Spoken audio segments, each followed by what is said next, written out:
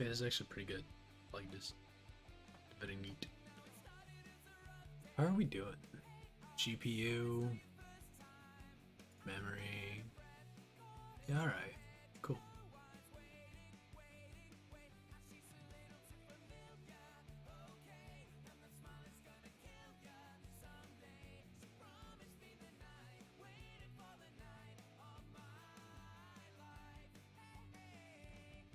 Oh, hey. Hello.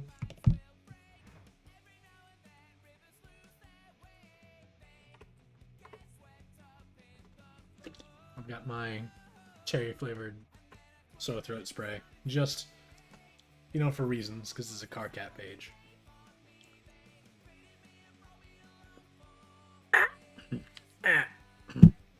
Let's do this.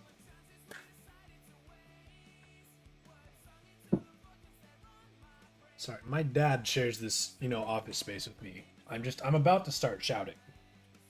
This guy, he talks in all caps, always. I'm warning him. He needs headphones. Is that my car?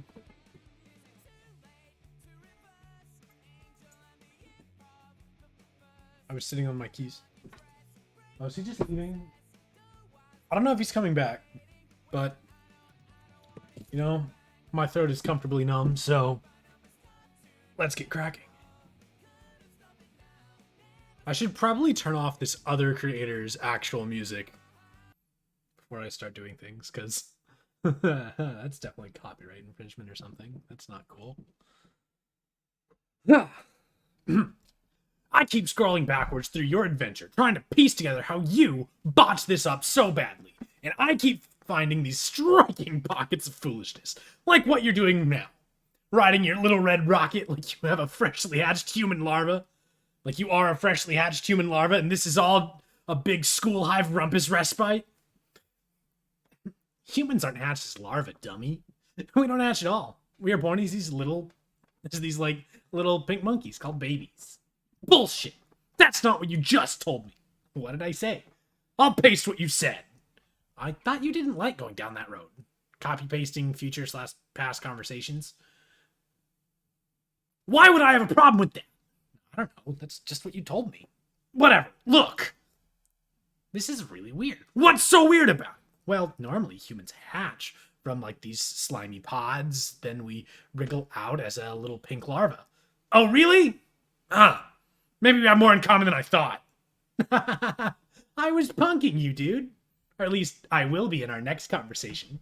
Thanks for the great prank idea.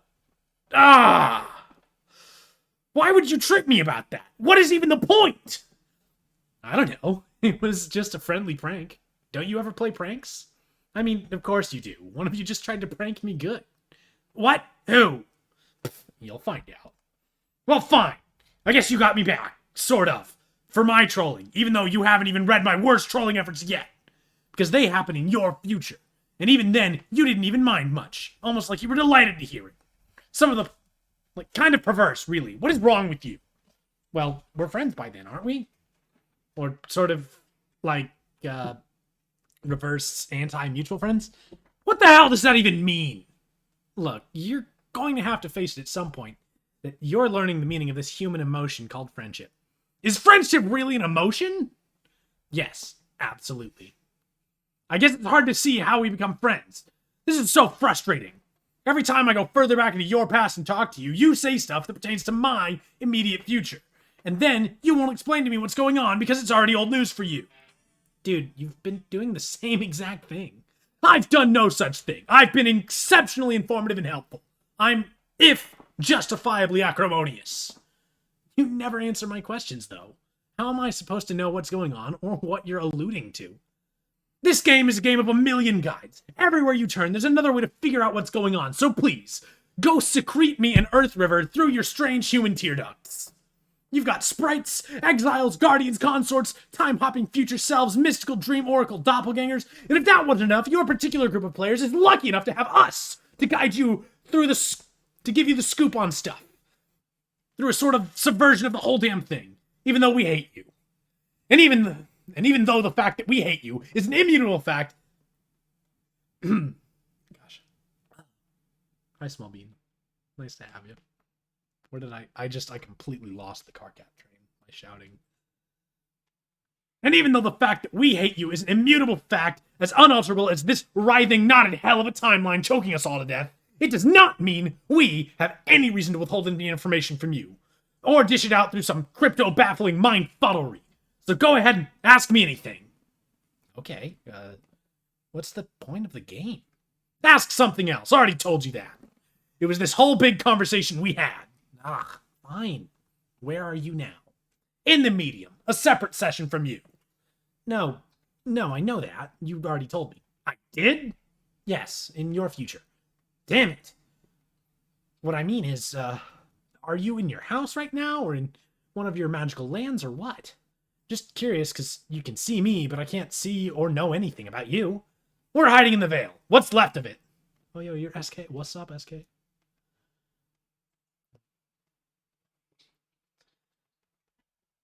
What's that? It's a huge belt of meteors, orbiting way outside Skya beyond the orbit of the planets, dividing the medium from the furthest ring where Durs orbits. Durs? The Dark Planet! Prospects the light one near Skya. Well, geez, how am I supposed to know any of this? You'd probably find out sooner or later from your dumb grandma. But by fusing with the sprite, she has to withhold stuff and be mysterious and all, to make your adventure seem more magical. It's infuriating. Okay, so the Veil is a bunch of meteors. What do you mean, what's left of it? Okay, there comes a time when black inevitably beats white on the battlefield in the center of Skya. The White King is captured or killed or whatever. That's when the reckoning starts. Okay. The rulers of Durs, the Black King and Queen, get the power to send the Veil towards Skya to destroy it. That kind of starts your big countdown when shit gets serious. So then it's up to us to save it? Yeah, you have that long to kill the Black Queen and King, and Skya itself sort of buys you some time by activating its defense portals to catch some of the meteors. The threat gets bigger the longer you take, though. Smaller meteors come first, and they get progressively bigger and bigger. And there's only so much of them Skya can absorb for you. Okay, but it sounds like we've got plenty of time before that happens, right? That's just it. You don't. Ordinarily, you would, but your reckoning starts much sooner because of some dumb things you've done. You completely blew it already, and you have no chance of winning anymore. Which ordinarily would be fine. Just another bunch of losers to fail at this game. It's what you do later that causes so much more trouble than that. And now we have to deal with it too. Oh no, what is it? Already told you. It's inevitable and completely pointless to talk about anyway. Yeah, well, maybe you're wrong. Maybe there's something we can still do to stop it, if you just help us. I'm not wrong. It's all right here in front of me. You fuck up royally, end of story. Oh, gosh. Ugh. His voice just hurts so much. I don't shout a lot. Cough syrup. Cherry time. Bye, SK. Okay, we'll see about that, Mr. Sourbulge. Hey, aren't you kind of uncomfortable sitting on a meteor? Are you all huddled in a crater or something? No, there's all kinds of crazy shit in the Veil. A lot of these meteors are kind of like big seeds. Seeds? Well, what kind of crazy shit is there? Stuff like buildings, facilities, like labs and stuff. Weird. Yeah, the Veil is kind of like neutral ground for the kingdoms, like our planets. Some places are used to genetically engineer soldiers and agents for the two sides, using genetic material from the exotic menagerie of chess pieces on the battlefield to help fuel the war and keep raising the stakes. Oh gosh, I can't keep up the volume. Wow, I don't think I'm following this. Yeah, no shit. But you'll find out when you get there, since you were in the Veil when we last talked. Anyway, that's more than enough info for you to think about, and be less stupid in time for the conversations we've already had. I'm out of here. Okay, but wait. Can you give a message to GC for me? Tell her, nice try. What? Why would I give her a message for you? Do it yourself. I'm not a relay service. Oh, well, I thought you'd be cool with it since you asked me to give her a message for you last time. But whatever. I find that highly implausible. I'm not falling for any more of your human pranks. Nice try, John. Ha ha ha ha ha ha! All right, we got a sound page. I get to rest for a second. Have some water.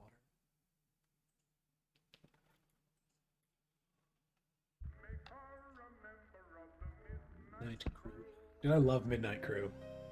Oh gosh. Oh, that's kind of really loud.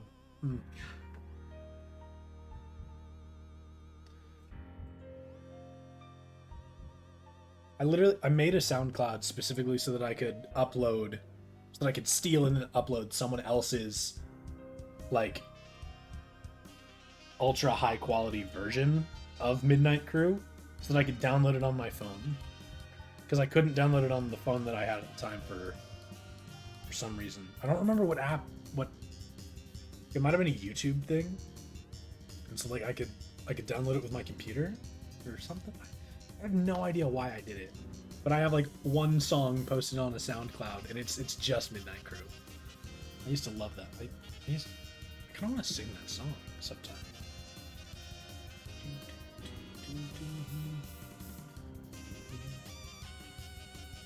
Oh yeah, the dress.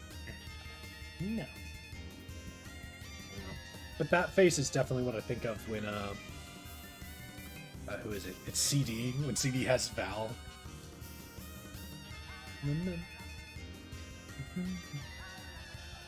Make her a member of the Midnight Crew. Oh, love it. Yep, I might go find it. We might fuck around and find that. Oh, it's annoying.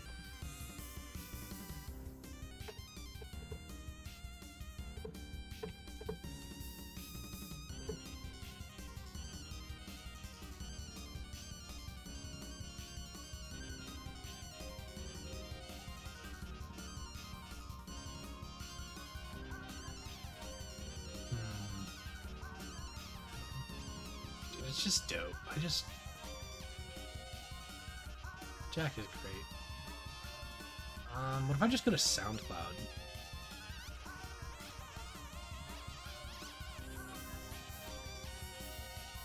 I think my login's tied to my Google.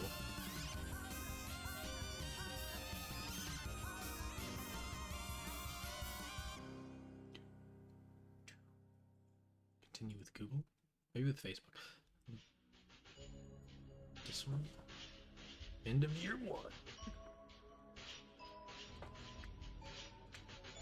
Oh, yo, I have one. Yes, Great Emptiness. Private playlist. JoJo's Bizarre Adventure. Oh. Oh, that's a playlist. That's not my song. Okay.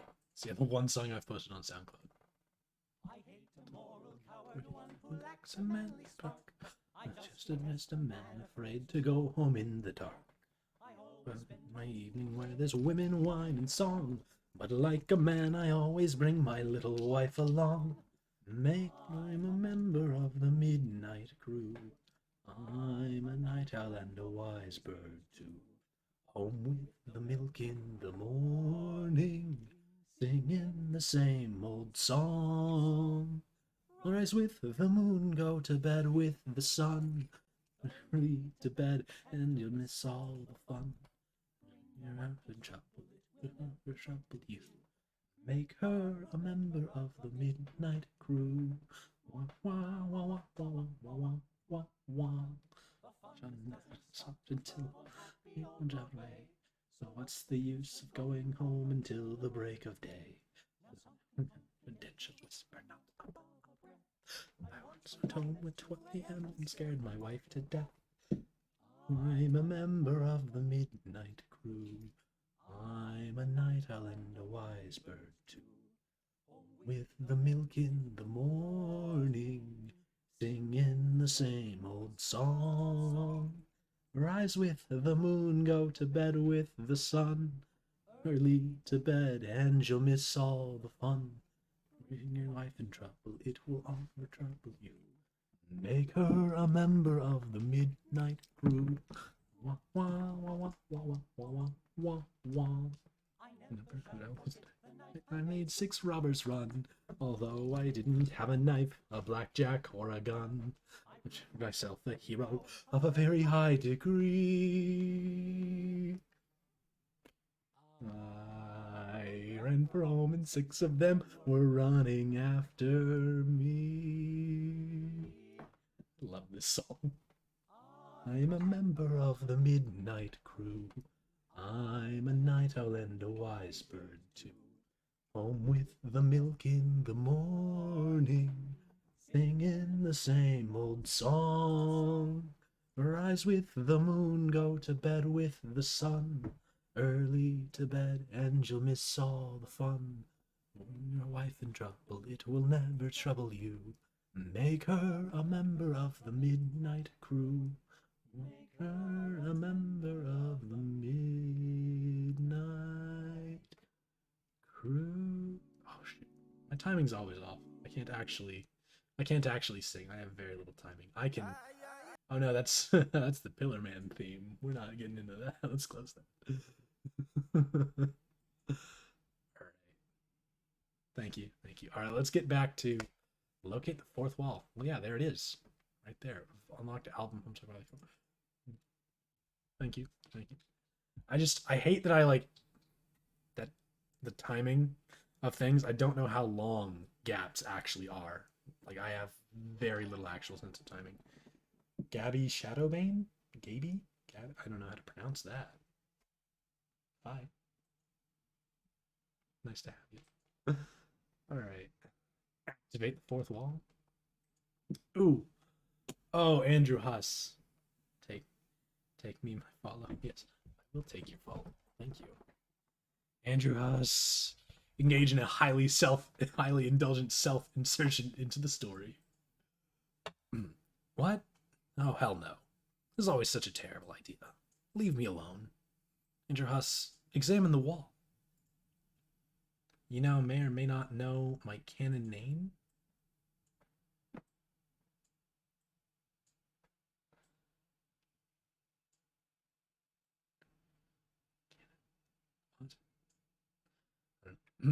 You really wish your side of the wall had an off switch, which is to say, I really wish my side of the wall had an off switch. Andrew Huss, forget it. Go back to work. Okay, you're just going to ask me to recap Homestuck, though. I don't know why you'd want to sit there and watch me type. This is going to be pretty long. Andrew Huss, recap the first year of Homestuck. Ooh, alright, we're going to read the recap log. Homestuck began on April 13th, 2009, the 13th birthday of our chief protagonist and future boy Skylark, John Egbert. 3 days prior, he was supposed to be the day he received the Esperb beta in the mail.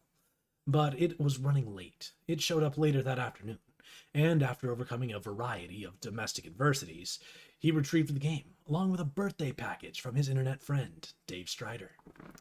John soon established a game connection with another friend, Rose Lalonde, who'd spent the day badgering him about playing with her, after unsuccessfully attempting to convince Dave to play.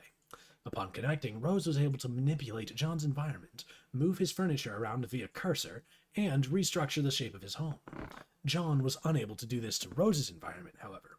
He'd installed the client copy of the beta and required the server copy for that. The server copy was trapped in his dad's car, along with a birthday package from another friend, Jade Harley. Jade messaged John inquiring about the package.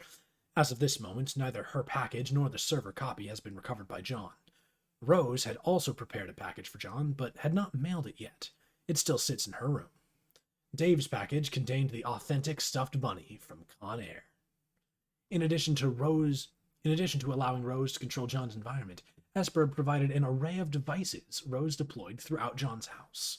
These devices used together provided a system by which the players could manufacture any item using the code on the back of that item's captcha log card, if they gathered enough grist to pay for it. Later, they would learn to combine item codes to master the art of punch card alchemy, whereby items could be fused together in purpose and design. One device, on being activated, began a countdown and released an entity called a kernel sprite. The countdown ticked down to the moment John's house would be struck by a meteor, destroying his neighborhood. To escape this demise, John had to use the devices to manufacture a special item that looked like a blue apple, and take a bite out of it in order to transport his entire house just before the impact to the safety of a mysterious dark realm, where his house would situate itself atop a tall rock column high above a blanket of clouds. This realm is called the Medium. You demand a reading? Okay, now I know that you're ST. Cool. Welcome to the house. Yeah. Oh, hey, Riri Recursive. What's up? Riri has been around for a while. They tune in every time I read Homestuck, and I really appreciate their support. Thanks. Call the medium. I will absolutely read your comic, though. Is that a Dave? I like him. I love him. Before he entered the medium, though, John and Rose prototyped his Colonel Sprite with the large Harlequin doll his dad got him for his birthday, transforming the sprite to bear its likeness, including the ways the doll was disfigured via earlier hijinks. It had a slashed eye and one arm, and so too did the sprite. When John entered the medium, the sprite's kernel hatched, thus imbuing all the enemies John and his friends would face with properties of the sprite. The lesser adversaries John faced first, Shale Imps, all wore Harlequin garb. They became more powerful and more radically mutated with each successive medium prototyping. Pre-medium prototyping. Yeah, I figured out who you are because you mentioned your comic. Like, I pay attention to the plugs you put on the Discord. Come on. I support the homies. I haven't actually started reading your comic, but I will absolutely... We'll do a read through.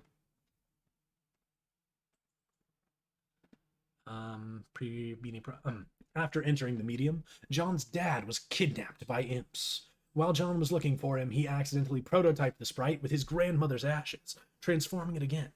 This prototyping had no effect on the enemies, since he was already in the medium, and the kernel had already hatched. Instead, only the sprite was affected, and it took on the appearance, personality, and memories of his grandmother, becoming Nana Sprite. A game-supplied, albeit customized, guide for John.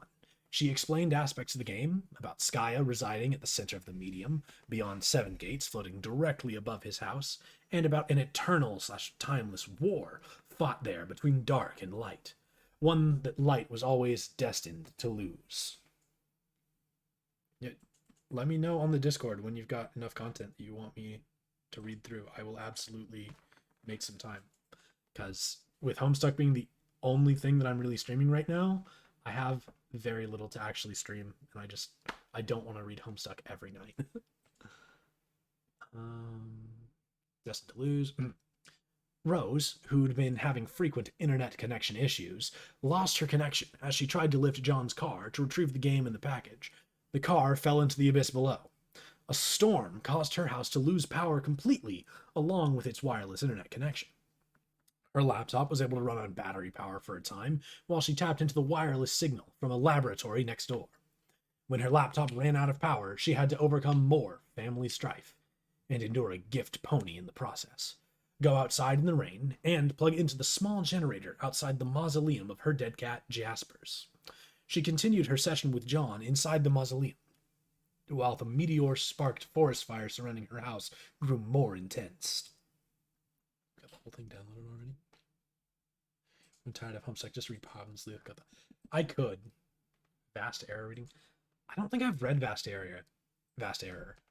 I want to revisit Lucid Stuck. I remember reading a bunch of it like years ago, and I remember enjoying it. Like, there are a couple of fan adventures I remember from the good old days that I would like to revisit. Forest Fire Grimoire says, from the house, Rose's mom opened a secret passage in the mausoleum to help her escape. It's a good mom. The passage led to the lab next door, where Rose found a stable, portable source of power and internet for her computer. She also found a terminal projecting the impact times and locations for the millions of meteors presently bombarding the planet, along with all the other live sessions of players around the world. She also found a little girl's room, a mutant kitten she named Vodka Mutini, and a cloning machine operated through the science of ectobiology. Its terminal was locked onto her cat Jasper's at whatever point in his life the user specified. Waterworks, yes. I remember Waterworks. Fast Air. There are so many. There's so many good ones. What was it? Hecate? Hecate? There's one that I really liked that they went into Dis Asterisk. Don't forget the cool and new webcomics. Cool and new webcomics, great. Now, Dis Asterisk, spelled like that, Disaster Risk, was like one of the programming languages listed in John's closet in his programming books, but we never see it in canon. And they had a really cool like explanation for what it was. I saved the PDF. I went and found the page and like took a screenshot of it because I really liked that explanation or version of disaster risk. I'm probably not reading ass stuff.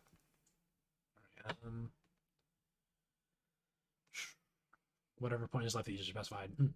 She attempted to appearify Jaspers from a moment in her early childhood before he whispered a secret to her. But doing so would have caused a paradox, so it appearified, or paradoxified, a pile of slime instead. The machine used the slime to create a fetal paradox clone of Jaspers in a glass tube. On a monitor, Jaspers told young Rose the secret, then vanished, only to show up dead weeks later and be put in the mausoleum for years until the present. Rose left the laboratory moments before it was destroyed by a meteor impact. She transportalized back to her mom's room, proceeded to her room to wait for Dave to Never forgot Till Death. Dude, Till Death is great. Like, we actually learn about the mechanics of Till Death. Like, from Solix, I want to say. And, like, Karkat tries to, but he's not very good at it. Oh, man, I can't wait for the hyphen. I love the trolls. They're all very good. When are we getting a carrot cake, Emmis? I don't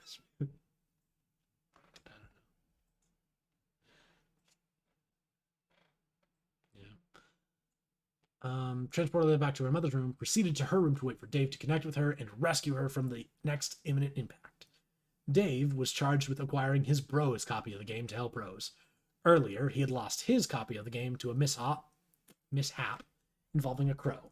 It flew in his window, seized the game, and Dave accidentally impaled it with a sword, sending the crow and the game out the window onto a landing far below his apartment. He searched his bro's room, unable to find it, was briefly shadowed by Lil Cal, and then found a note beckoning to meet on the roof for a confrontation. Dave and his bro dueled on the roof extensively, and Dave was thoroughly bested. Upon defeating Dave, his bro dropped the copies of the game and flew off on his rocket board into the sky. He ollied right out. Outie. MSP.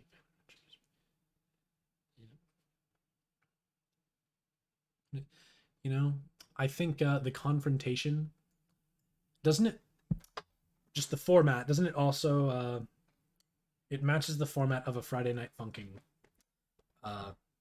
confrontation, doesn't it? We've got Bro being the tall one. We put Little Cal up on the AC unit in the back, and then we've got Little Dave down there. Like on the Homestuck / Cyclonials Discord, I've seen, really need to make a reading session minimally enjoyable. I mean, like, I think it's not as verbose as OG Homestuck, and I don't know how many pages you read by session, more or less. And Hussey was gonna make it a hash rap battle. There's absolutely like it was supposed to be a hash rap battle. Thought it would be too cumbersome, so just did it. Dude, yeah, because like Dave had been prepping his Sylladex, and we'd been watching the words and adding up consonants and vowels, and just, dude, which is meant to happen. Dude, yeah, I've seen some really cool things over on the Homestuck and Cyclonials like open Discord, where people have like done the sprite work for Dave, for a Dave boyfriend sprite swap. It's so good. Just like a video game to give you a tutorial for something you never use. Heck yeah, that's just video game logic. Dude, this, I completely lost. Copies of the game flew out. Yeah, he ollied outie. All right, that's where we are. Dave used the copies to connect with Rose and quickly deployed the devices while her house was on fire, surrounded by flaming tornadoes, and minutes away from being destroyed by a meteor. Rose prototyped her kernel sprite with Jaspers, specifically to understand the meaning of the secret he whispered to her years ago. She was advised to do this by Jade, who told her about the game in the first place. Dave then prototyped the kernel sprite again with the tentacled princess doll, given to Rose on her birthday by her mom. Both of these prototypings would have an effect on the enemies since once Rose entered the medium and the kernel hatched. Rose used the alchemitor to create the special item, for her a purple wine bottle, which she needed to break to enter. She eventually did, transporting her house just before the meteor collided. The meteor left a crater. Over time, at the site of the impact, a large white structure that looked like a wine bottle grew there, and the crater filled up with sand as the climate of the post-apocalyptic Earth gradually changed. The cork of that bottle was a large metallic cylinder with an interior much like an advanced science station, with a variety of devices and monitors inside. 413 years after the meteor impact. Actually, I don't. Dude, I feel like 413 years is not long enough to develop a whole desert. Like, for the. I don't know. What? 413 years just seems like a short time when you're talking about, like, massive, like that level of climate change. I don't know. The wayward vagabond walked through the desert and discovered this station. Inside, he found canned rations, a firefly he named Serenity, and a purifier, and 4 monitors hooked up to a keyboard.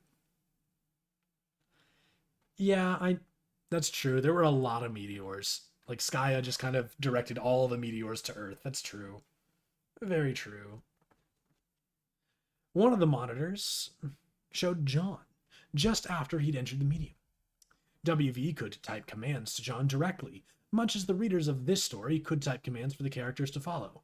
Most of John's actions upon entering the medium were authored by WV, until he became preoccupied with other activities, such as building a town out of cans, playing chess with cans, and drawing chalk murals depicting the cosmological arrangement of Skya, the medium, the light and dark planets known as Prosper and Durst, and the 4 planets the kids would each occupy upon entering the game, called the Land of Wind and Shade, the Land of Light and Rain, the Land of Heat and Clockwork, and Jade's Planet, which is yet to be seen. That's true. Yeah, that's true. Like, with all the meteors, I get it probably would. I feel like it would kick up a lot of dust and we'd actually get a global cooling event, not a like aridization type of thing. Never, nothing. It's fine. It's fine. It's not a big deal. He also activated a countdown in the station, which caused it to blast out of the crater and fly to a designated home coordinate, to designated home coordinates. Along the way, it passed over the sand-filled crater that was the impact site for John's meteor, on the other side of the continent. John's meteor had caused a giant white tree to grow in the crater. The tree grew an apple-like station from a branch, which fell down to the sand. The peregrine mendicant found this station. After WV flew ahead, PM activated her station's homing feature as well, which caused it to fly to the same destination. Along the way, she used her terminal to attempt to command Jade, who, from the perspective of the terminal, had just arrived in the medium. This caused the terminal to explode, for unknown reasons, leaving a hole in the station. One of the station's robotic worms recovered one of PM's falling mailboxes, and she befriended it, after earlier slaying one with her black regisword. WV landed at the site of the ancient frog ruins across the now dried up Pacific Ocean. The site was once the island where Jade lived, but nothing of the island remained except for the ruins. The mountain her house was on and the volcano next to it were replaced by a large, empty chasm. PM landed shortly after WV, and they met. They were confronted by the aimless renegade who fired at them from the frog ruins with old weaponry he'd been hoarding, once belonging to Jade's grandpa. Millions of years ago, the frog ruins grew from a crater, struck by a meteor that emerged from an Esper portal in space. Jade's radioactive, omnipotent, space-warping dog named Becquerel emerged from this crater as well. Jade's grandpa pioneered this island and built the house Jade lives in. Her grandpa had been dead for many years and stands stuffed in front of the fireplace. She had been looked after by her dog, who she calls Beck. She begins the day with several tasks to accomplish: to feed Beck and to retrieve a birthday package mailed by John. She irradiates a steak and heads outside to the site where the package will be dropped. She knows it will be dropped there because one of the reminders she wears on her fingers jogs her memory about it. She wears them to keep track of the many things she knows about the future through her dreams.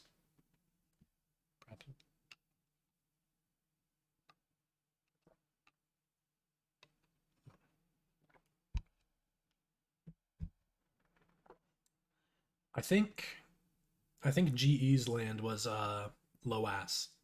Land of Wealth and Shade? or shadow. I forget. It was dark and there was a bunch of gold. He's rich and a void player. I was not very creative back when I first wrote GE.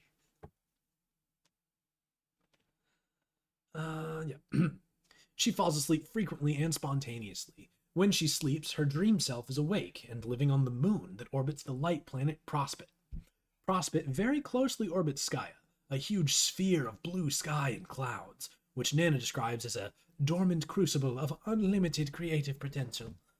When Prospit's moon eclipses Skya, it drifts into Skya for a time, mingling with the clouds. Dream Jade then witnesses many past and future events in the clouds. While asleep, she is often confused about what is real and what isn't. When she wakes up, she pieces together future events from her memory of the cloud visions and from logs recorded by her dreambot. Her dreambot is a robotic surrogate that activates while she sleeps in her bed. It mimics in the real world the movement and actions of her dream self on the moon, and records a video log of what she sees while dreaming. Prospit's moon has 2 towers of identical design and similar design to Jade's house. Dream Jade lives in one tower. Dream John lives in the other. Dream John is still asleep, and John has no knowledge of the dream world, which is to say, the entire game session he would initiate on his 13th birthday. When he goes to sleep, instead of waking up on the moon as Jade does, he remains slumbering in his dream room, tormented by his subconscious. This torment is expressed when he sleepwalks and draws troubling scribbles on the walls of his room. When awake, he cannot see the scribbles, as his subconscious suppresses his awareness of them. It is not until he has a perception-altering revelation about his dad that he does begin to see them. He initially believed they were new additions to his room, perhaps scrawled by imps. However, they were present long before, visible in his room while he prepared Jade's birthday package months ago. John prepared a package for each of his 3 friends, whose 13th birthdays were December 1st, Jade, 3rd, Dave, and 4th, Rose. He gave Rose a knitting set, and she then took an intense interest in knitting. He gave Dave the pair of shades Ben Stiller wore in Starsky and Hutch, which he wore from then on, replacing the shades in the style his bro wore. He gave Jade a blue version of his own ghost shirt and some pumpkin seeds to help her replace the pumpkins that kept disappearing from her garden. But she did not receive this on the birthday John intended. She received it in the past, on her birthday when she was very young, causing her to take an interest in gardening in the first place, to take a liking to blue apparel, and to eventually befriend John over the internet and lead him, Rose, and Dave down a path where they would ultimately play this game together. Jade did retrieve his package in the present as planned, but immediately took it to another location where it disappeared.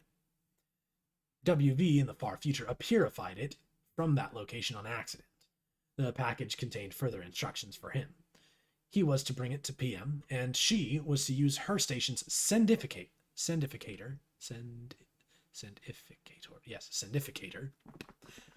to send it to another place and time. After she did this, the package appeared in front of young Jade on her birthday. Jade orchestrated the sequence of events through knowledge of them by her cloud visions.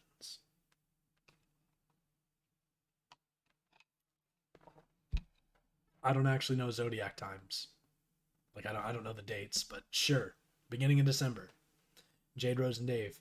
Except for the fact that they were ectobiologically produced in the medium, completely independent of any possible zodiac influence. And then just, landed on Earth on meteors. So, that's just their landing day. That's not their birthday. None of them were born. They're all test tube babies.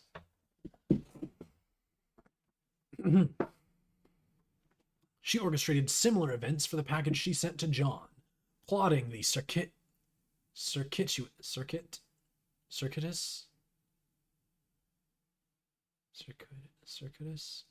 I'm bad at words. We're just gonna get Google to say that word for me.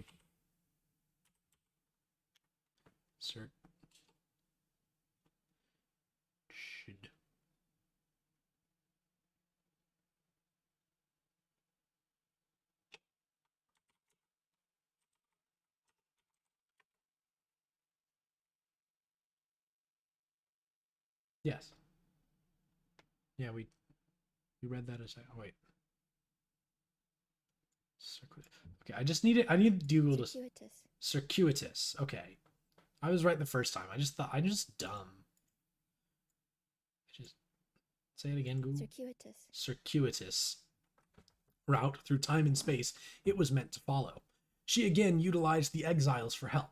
While they were still in the medium, the exiles, WV, PM, and AR, were all formerly agents of the kingdoms, before they were exiled by some means to post apocalyptic Earth. AR, as an authority regulator in the land of wind and shade, discovered the package and a beta copy in John's wrecked car as he gave it a parking ticket. PM, working as a parcel mistress, recognized the package from a correspondence she had with Jade on Prospect some time ago, and recalled it must be delivered to John. AR would not relinquish the package, though he did give her the beta, which she delivered into a Pixis to satisfy the carved request for a mini tablet. John carved this tablet at the request of PM through the command terminal in the future.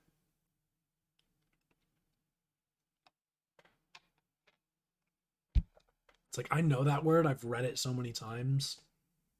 Like, I was a big reader back when I was younger. Like, I read all the time, read lots of books.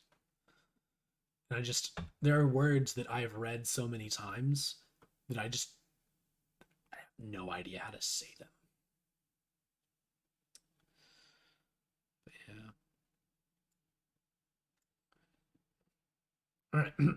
Alright. AR brought the package to Durse, where it ultimately wound up on the desk of Jack Noir. Jack is the archagent of the Dark Kingdom, charged with overseeing affairs through his office's fenestrated wall portals and processing paperwork. He is forced to wear a silly garment in keeping with the prototyping themes by the Black Queen, an order he resentfully complies with. He oversaw the imprisonment of John's dad, who broke loose on multiple occasions. When Jack went to handle it personally, John's dad set Jack's hat on fire. In a surly act of gratitude, he released the prisoner. John's dad fled to the land of wind and shade, fought large monsters, got his hat dirty, and lost a shoe. He then carved tablet requests for new ones, which John filled via Pixis, unaware of who it was that requested them. PM followed AR to Durse in hopes of retrieving the package. After wandering around, she encountered the Black Queen on her throne. Both the Light and Dark Kingdoms each have a king and queen.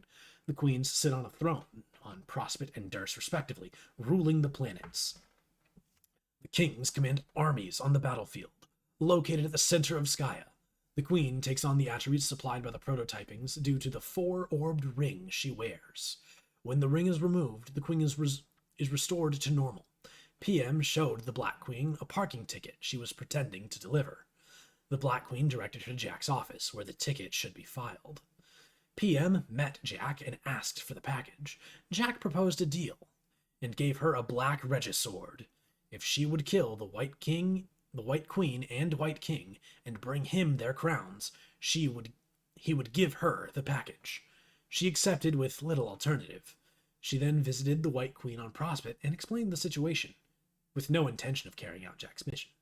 The White Queen, understanding the futility of their situation and the need to recover the package, abdicated and gave PM her crown and her ring.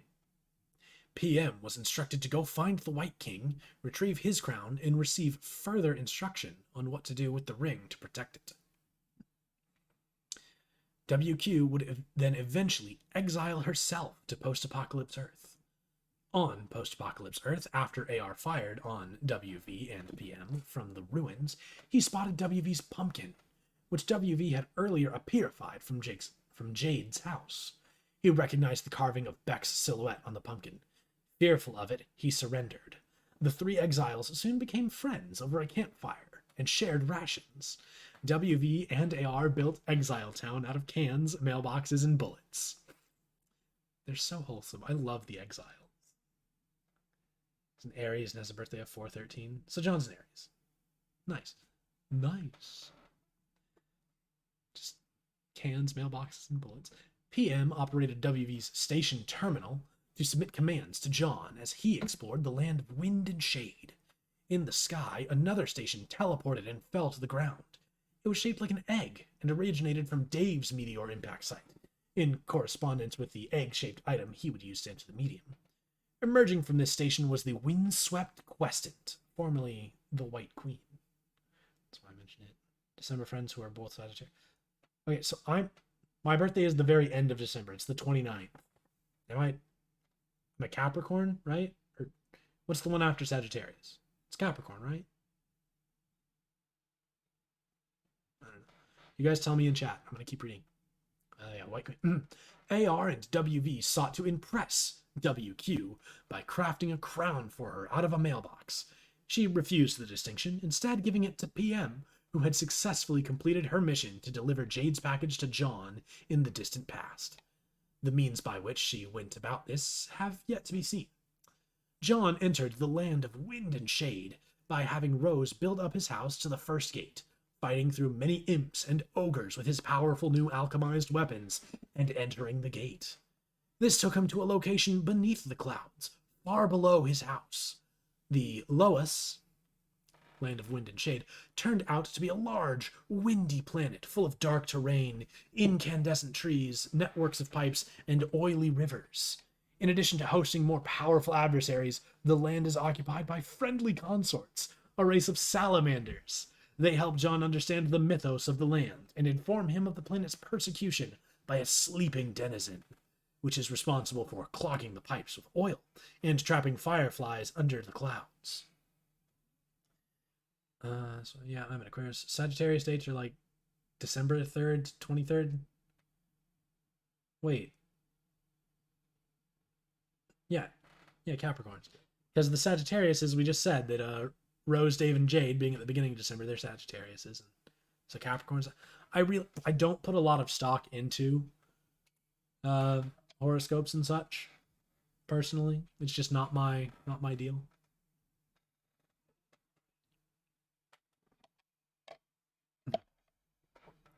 Each planet.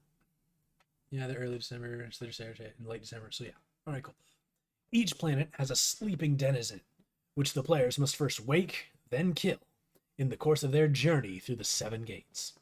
Rose's planet, the land of light and rain, Lolar, is a multicolored ocean planet with white, sandy islands and pink ruins. It has a denizen responsible for killing all life in the water. Dave's planet, the land of heat and clockwork, Lohak, is a lava planet covered in industrial steel frame structures and turning gears, and has a denizen of yet unknown qualities. Killing the denizen releases a huge grist horde buried in the core of the planet, which is then used to fuel a process known as the ultimate alchemy. Along the way, the kids are meant to learn about their destined roles in this quest as the Heir of Breath, John, Seer of Light, Rose, Knight of Time, Dave, and the Witch of Space, Jade. Over the course of their quest, the Dark Kingdom will inevitably defeat the Light Kingdom.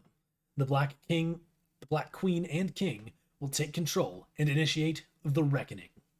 This affects a belt of meteors called the Veil, which orbits far from Skya, between the 4 planets and Durst, and is host to various lab facilities used by the kingdoms. The Reckoning causes the meteors to descend on Skya, ultimately destroying it, unless the Black Queen and King can be defeated in time. Skya, however, buys time by opening defense portals to catch many of the meteors, redirecting them elsewhere in space and time.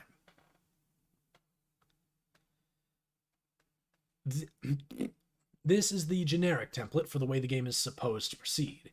It can deviate from this model, however, depending on the actions of the players, and the details of the game mythology presented is unique to each group of players and their session. And the details of the game mythology presented is unique. Yeah.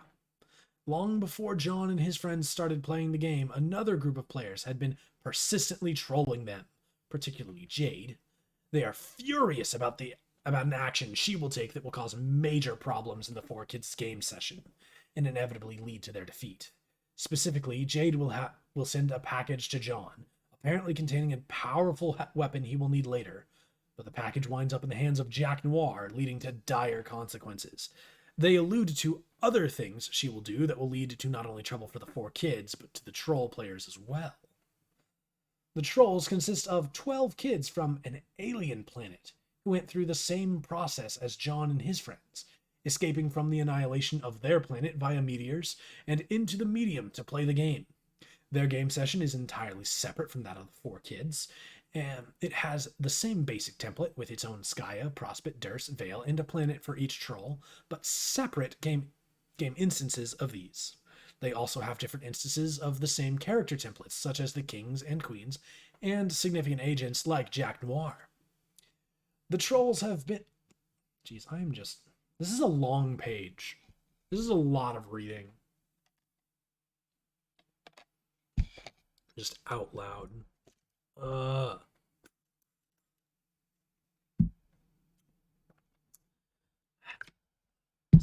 It is literally, I'm aware of what it is. Just Jesus. So much random bullcrap happens in Homestuck. And we're like not even a quarter of the way there. Didn't we reach like 8,000 something pages? Like, we're not even to 2,000.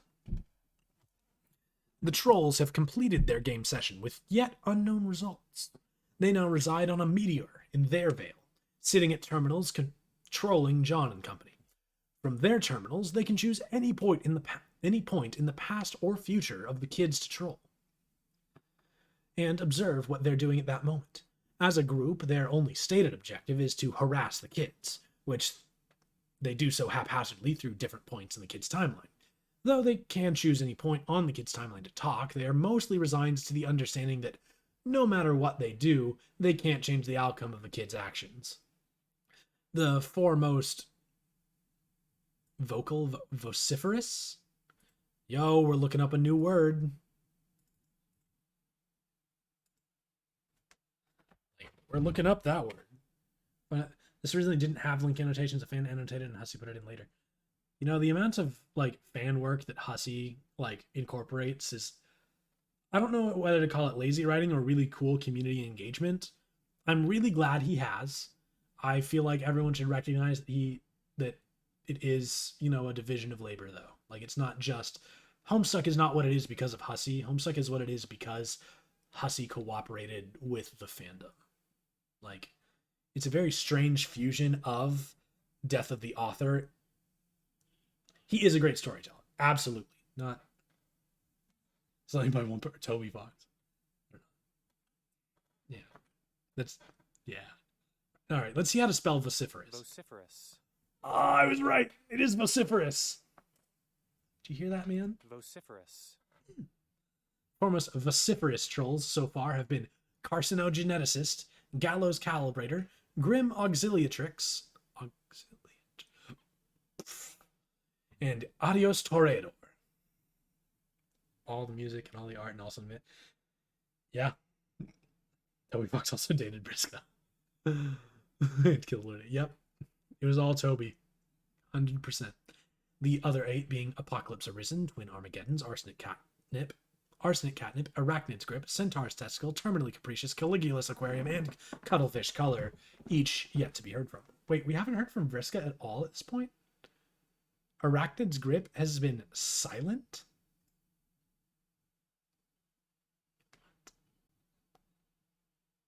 Toby Fox is Lord English. Ooh. Carcinogeneticist appears to have spearheaded the group's trolling campaign, while he was in the thick of his game session. The exile commanding him from a terminal in the apocalyptic future was Spades Slick. This is one difference between his game session and John's, who had WV as an exile commanding him. In CG's session, his version of Jack Noir became exiled along the way, and took on the name Spades Slick.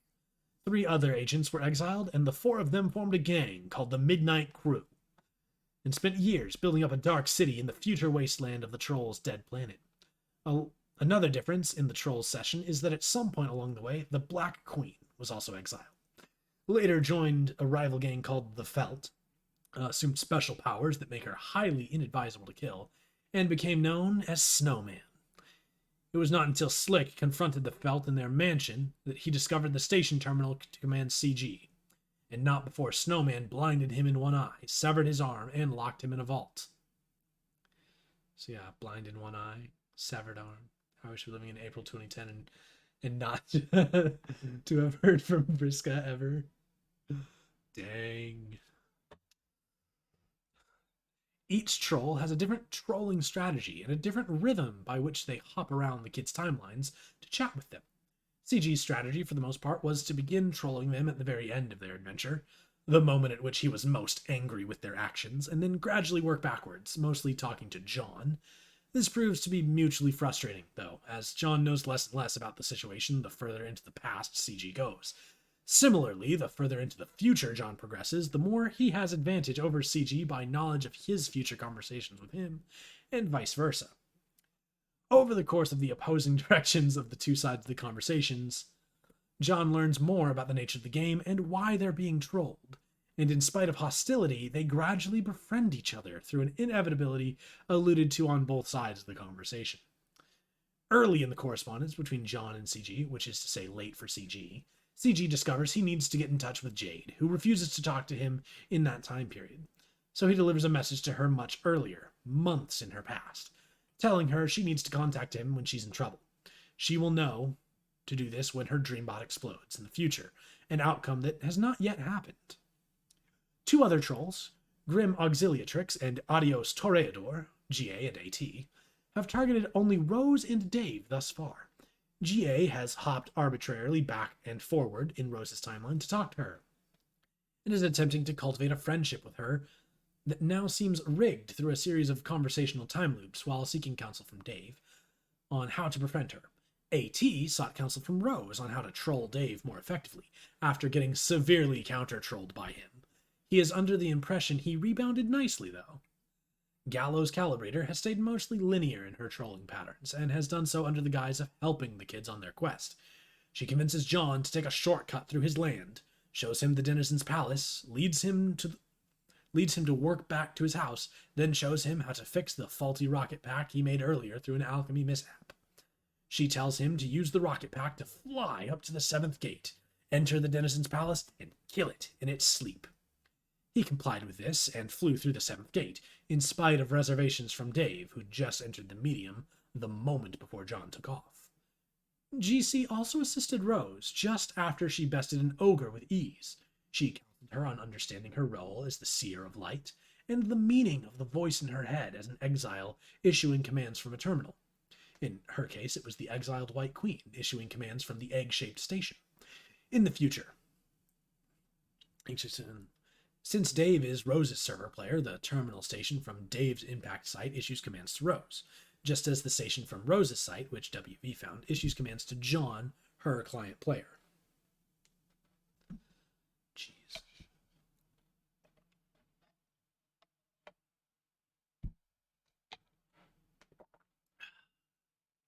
After conversing with GA, Rose found Jasper Sprite and interrogated him about the secret which she found so maddeningly mysterious years ago. He explained elements of the mythos of her land, and how she'd need to learn to play the rain to produce a musical analog of a genetic code to reintroduce life into the ocean. In response to her question about his secret, he simply replied, "Meow." She mistook this for more nonsense, but it was in fact the secret he had told her years ago. The 4-letter sequence MEOW unlocked a genetic code in her subconscious, which she would spend years scrawling on her wall, using those letters in place of the typically used GCAT letters, while completely oblivious to the scrawlings and their meaning, just as John was. As Jasper said, she would understand their meaning when her dream self wakes up. Rose's dream self lives in a tower on the moon of Durst. Dave's dream self lives on the same moon in the other tower. It was suggested by Rose's future self, who is fully awake in the tower, that Dave had already been awake in his tower all along without realizing it. This was suggested in a conversation she had in the future with Dave. It was an alternative future timeline not meant to be. This future timeline came about by this series of events. Dave was able to enter the medium by connecting with Jade as his server player. Jade got copies of the game from the Frog Ruins after she delivered John's package to her past self. She snuck into the ruins while Beck was asleep and retrieved the game from a Lotus time capsule which had been ticking down for millions of years. The game was Dave's copy from the future, the same one that fell out the window with the impaled crow. Once she got the game, the time capsule started ticking down again, set to expire 413 years later, when the exiles are there. She dropped some items in the ruins, leaving them there for AR to find, and leaving her base jammed in the elevator. Beck then found her there, took her back to her room, and grounded her there for the rest of the evening. Dude, could you imagine getting grounded by your dog? Imagine. Couldn't be me. She quickly helped Dave set up the game, upgrading his alchemeter heavily and crafting the special item he needed to enter the medium, a red egg, which needed to be incubated and hatched to activate. She prototyped his kernel sprite with the impaled crow, which would affect the enemies later, including the Black Queen. The sprite built a nest on top of his apartment's antenna tower and stole the egg to incubate it for hours. A very large meteor was soon bearing down on his city. Dave then entered the medium through a series of unseen events. Jade was asleep and thus forbidden by Dave from interacting with his environment at all. Jade complied for fear of retribution. Dave was faced with the crow sprite, which appeared to be suggesting he prototype it with the remains of Lil Cal. Dave consulted with John on this, who was about to rocket up to the 7th gate. John had no advice and proceeded up through the gate against better judgment. Dave prototyped the sprite with Cal. Bad idea, Dave. Bad idea. Gosh. Oh, Lil Cal. John entered the palace, presumably found the denizen, and was easily killed by it. This was the intent of GC's trick on him. This meant John could not establish a connection with Jade to rescue her from the looming meteor, and Dave and Rose lost contact with her, presuming her dead. Dave and Rose then spent the next 4 months in the medium, advancing as far as they could to collect information before Dave decided to travel back in time and change events. Dave used his timetables to go back to the moment he was about to prototype with Cal. Both he and his past self strongly urged John not to go through the gate. John was reluctant at first, but soon reconsidered and flew down beneath the clouds. Future Dave then gave present Dave all his advanced gear and prototyped the crow sprite with himself to make Dave's sprite, thus serving as his own guide from the future. Before going back in time, Future Dave convinced Future Rose to go to sleep. He suggested her dream self would be unaltered by the timeline shift, and in her dream state, she would remember the events from the future. When Dave went back, Rose's future dream self assumed the position of Rose's present dream self. Rose fell asleep, and on Dursa's moon, she instantly woke up. She then saw all the genetic scrawlings she did in MEOW letters and understood their meaning. Meanwhile, on Durst below, the Black Queen again insisted Jack Noir abide by the dress code. He refused, and the Queen threatened him. He picked up Jade's package to John, removed what was inside, and used it to slice her ring finger off. He then killed the Black Queen, put on the ring, and donned the full upgrade supplied by the 3 prototypings. He then became Jaxper's Noir LeCroix, which is a name I just made up now. Thanks, Huss. Yeah, nice. Hopefully I can make 2 today. Dope. Jaxper's Noir LeCroix. Which, and then after that, you started watching me type in this ridiculous study I photoshopped for myself with my cool horse painting propped up in the background. Andrew Huss, I didn't read any of that. Do something less boring. I read all of that just for the community command to be like, too long, didn't read. MSPA reader, shut the hell up. Yes, I've just read the entire self-insert recap of Homestuck on page 1674. Shut the hell up, MSPA reader.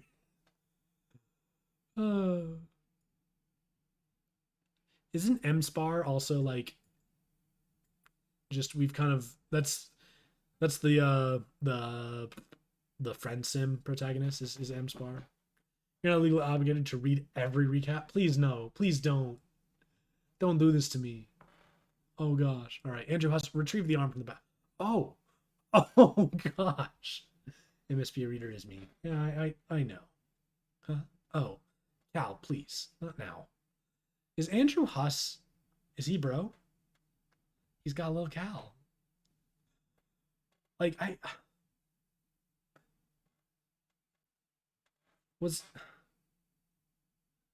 is Cal real?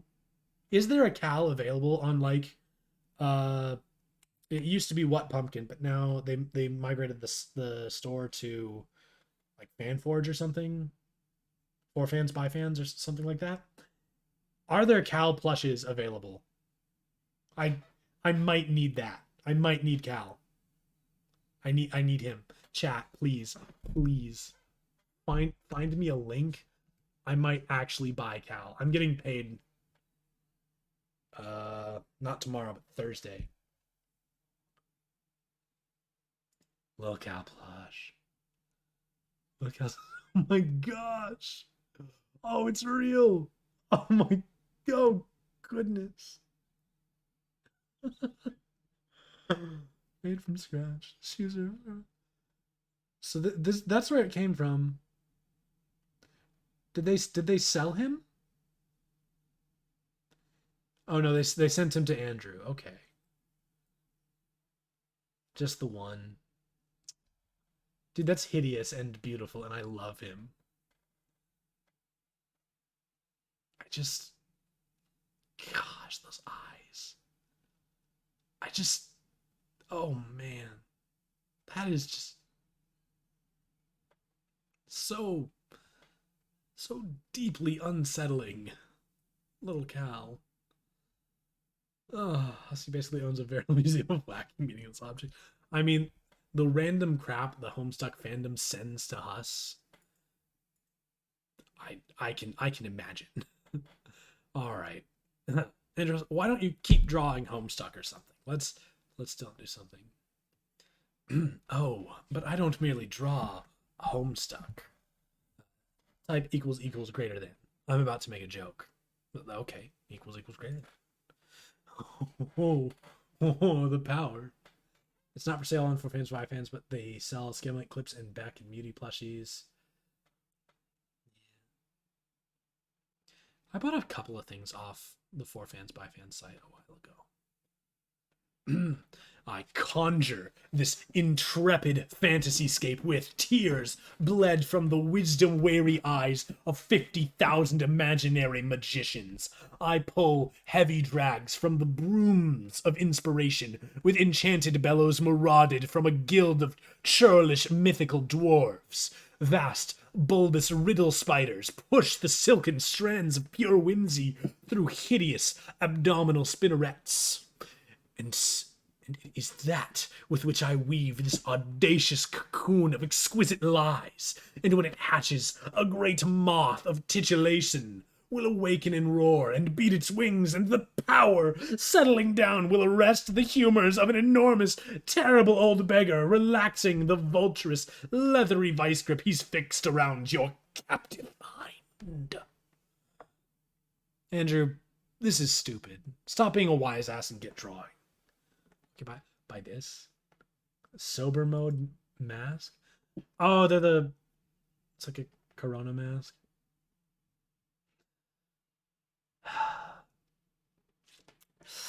I don't know. I don't know. How immediately will I get outed as a Homestuck if I wear that in public? Is it like generically edgy enough to just be like, oh, wow, edgy mask? Because up until now, I wear like a plain, just like the bluish, normal, disposable masks. I don't. Best Homestuck is a closet Homestuck. You know, hey, I don't think you can call me a closet Homestuck when this has been the only thing I've streamed in over a month. Not gonna mention the fact that I haven't streamed in like over 2 weeks, but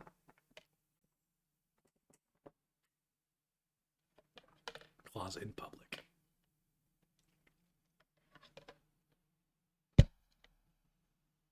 We're safe here.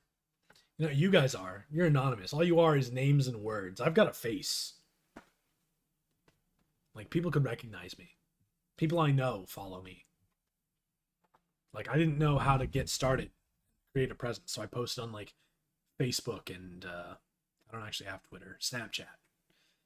Like, hey, check out my streams. Like, when I was first starting, when it was just, like, video game shit. Stop being a wise ass and get back to drawing. Yep. Dude, the painting of a horse attacking a football player is glorious. Did Andrew paint that himself? Because he did say it was his painting. And I really want it to be his work. Alright. It won't be that exciting to watch, though. I'll pull up Photoshop again. Here's the file I was using for the fourth wall. What do you want me to draw? Can you show us what's going on with John again? Click the link at the end of the recap. It's like 5 pages ago, though.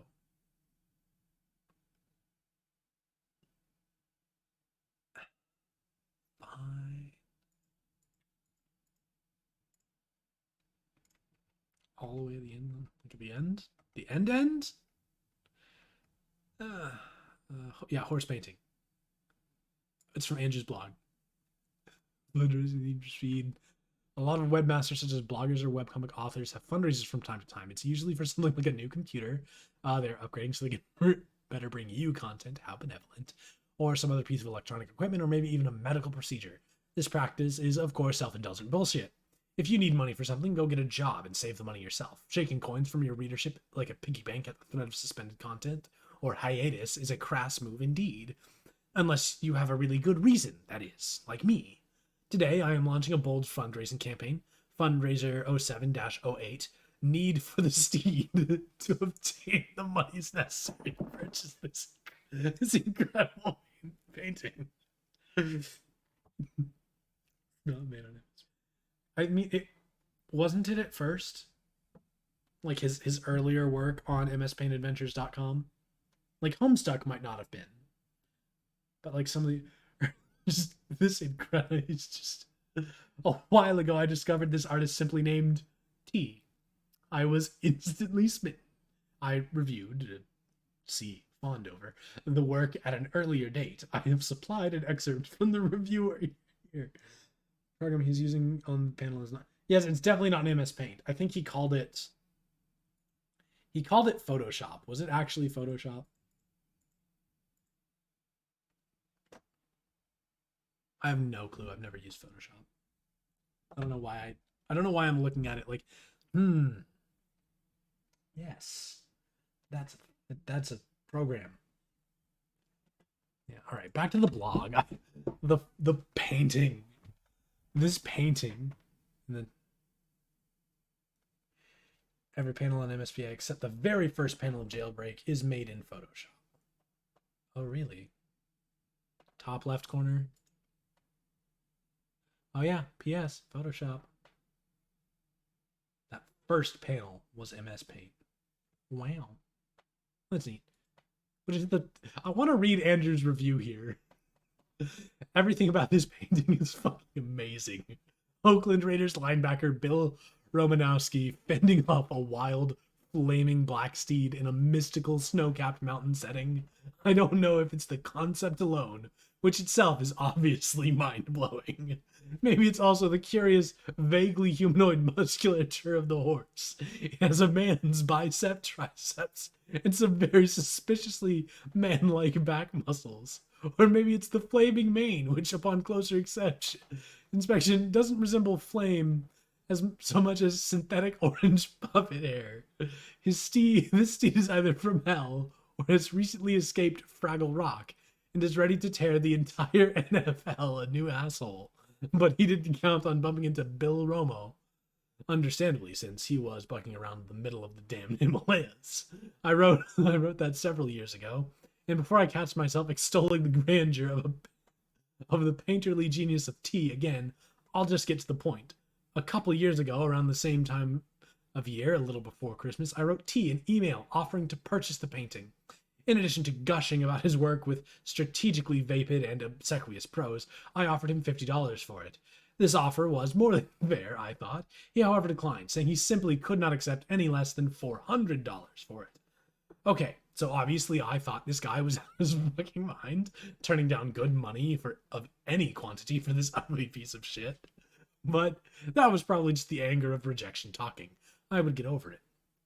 Recently, I offered to buy the painting again, hoping he might have forgotten about his hardline stance and come to terms with the unsellability of his putrid work. Oops, there I go again with bitterness. I have a good reason again, though. I was prepared to offer another $50, maybe go a little higher if necessary. It's turning into a kind of Christmas tradition. This is how all of the finest holiday traditions begin, I think, through hostile adherence to something pointless and mildly excruciating. This is how the latest interaction went down. Here's the pitch I opened with. Hello, I am writing you in regard to this beautiful painting listed on your website. Linked painting. Would you consider selling this? A long time ago, I wrote you on the same subject, but it seemed the paintings were unavailable, if I recall. I am hoping they may be available now. What would you charge for the above piece? Thank you for your time. Personally, I think it was a pretty well-composed pitch. The tone is right, and I think I tailored my demeanor to seem just convincingly stupid enough to genuinely like this retarded painting. Which I do. Notice how I downplayed his vicious prior obstinacy by referring to the paintings as unavailable, if I recall. Masterstroke. Also, I didn't come out firing with a dollar figure, mainly because I didn't want to scare him off right away. I needed to ease him into the fact that I am still only willing to part with $50 for this abomination. Anyway, this was his reply. Thanks for checking back. I do have a price on the painting. It is $425. A few people have emailed me about buying it for less, but I would rather just hang on to it. I like the piece a lot and haven't painted anything since it. It was to be the first in a series of sports fantasy paintings, but I have gotten sidetracked with my job and other family things, so I haven't started painting again. I will get back to it soon, so if you want it for the $425, it is yours. If not, I will keep it on my wall.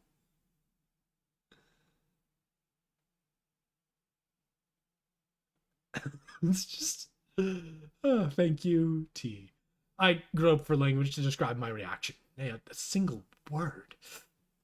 Lividity. $425? So it seems he actually raised the price over the years. Oh, and pardon my skepticism at the implication that he has received other offers over the years for his idiotic shit. He is probably only vaguely recollecting the one time it happened from me. Naturally, I swallowed my indignation like the bitch I am. I just need that painting, and obviously it's going to take more fancy footwork to pry it from his grubby, miserly hands. I responded, and this was my first sentence. Wow, it is very cool that it is still for sale. I would really love to have it. Notice how easily I slip back into character. Whatever obscure pocket of personal acumen this is, I seem to possess it in spades. I presumably could have been one of those spies who entrenches himself in Russian territory, uncovering intelligence on nuclear sites. Except instead of nukes, I would be disarming the Russian aristocracy of all their shitty paintings of horses and vanishing with them into the night. Oh, vanishing with them into the night. $425 is a lot of money for me, but I think your work is good and you deserve to be compensated well for it. If his heart wasn't made of stone, it would melt at this line. I am playing up to his megalomaniacal belief that his work actually has value, combined with voicing a sad state of affairs for myself. Like I'm a charity case for all he knows. I'm like Tiny Tim with a crutch, holding up my tin bowl and asking for gruel, saying, "Could I please have a painting, sir? Preferably an NFL star battling horse-themed one, sir?"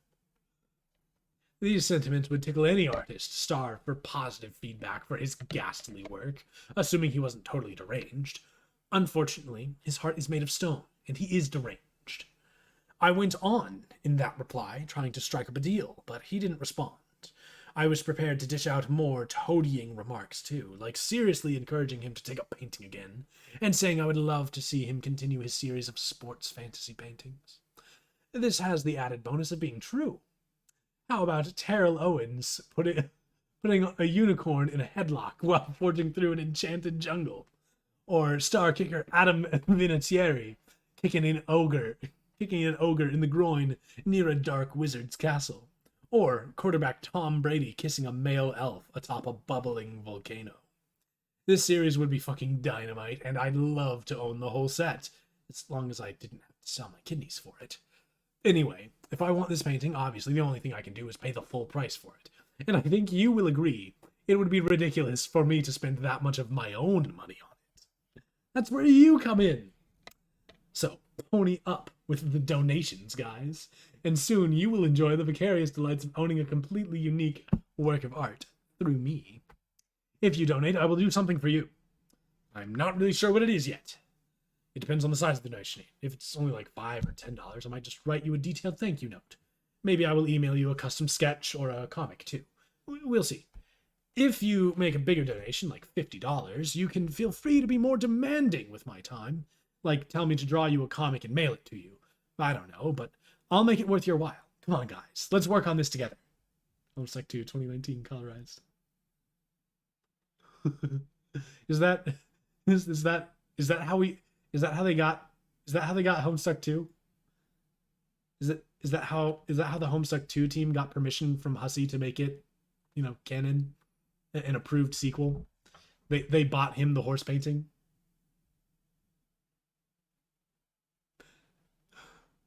Of course, the biggest reward is the giving itself and knowing you are contributing to a cause much more worthwhile than something lame like upgrading my computer. Yawn. The donation thermometer is ready to skyrocket.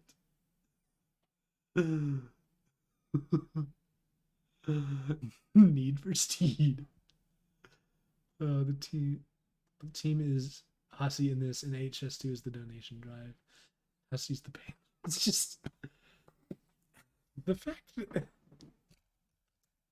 so the team is Hussey. Homestuck, like the Patreon, donation drive, and Hussey's the paint man that they just, they gave him enough money. And oh jeez, I haven't read any Homestuck 2. I have heard that it is poorly written fan fiction, or like mildly written fan fiction, like not that much worse than Homestuck 1. You are right to have not read any. I crave more content. Gotta get that content. Caveats and provisos. In the event that there are some donations, but the target is not reached, I reserve the right to spend the donations on whatever I want. Like dinners at the Olive Garden. I also reserve the right that should the target be reached, but I no longer really feel like buying the painting. It's just like, just give me money. We have fan adventures for that. Yeah. So as you can see from the above progress bar graphic, the donation figure steadily climbed to 1. I love... He did it. Post candidates. That's true. Okay, it's just, I want to see a photograph of Andrew with this painting. I'm okay. There it is. That's exactly what I want. He has it. Pog him.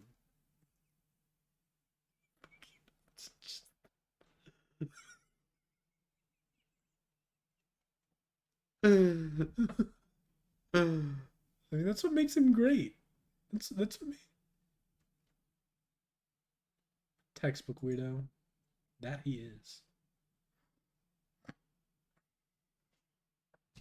I love this strange man. But we're done with the blog. Can you show us what's going on with John again? On the rocket. Sure. How about if I drag the content from one of the John files under the fourth wall layer so we can make a more graceful transition out of this ludicrous, highly disruptive self-insertion arc?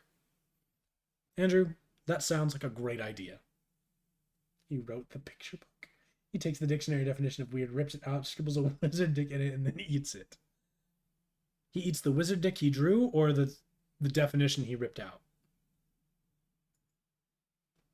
So we just, put that behind the window. Oh, and then you can type something like switch walls view to show us what's going on with John. Here, I'll prepare the GIF file for that. It'll just take a few seconds. Go ahead, say that. Switch walls view to show us what's going on with John. Oh, yes. That doesn't answer my question, Re.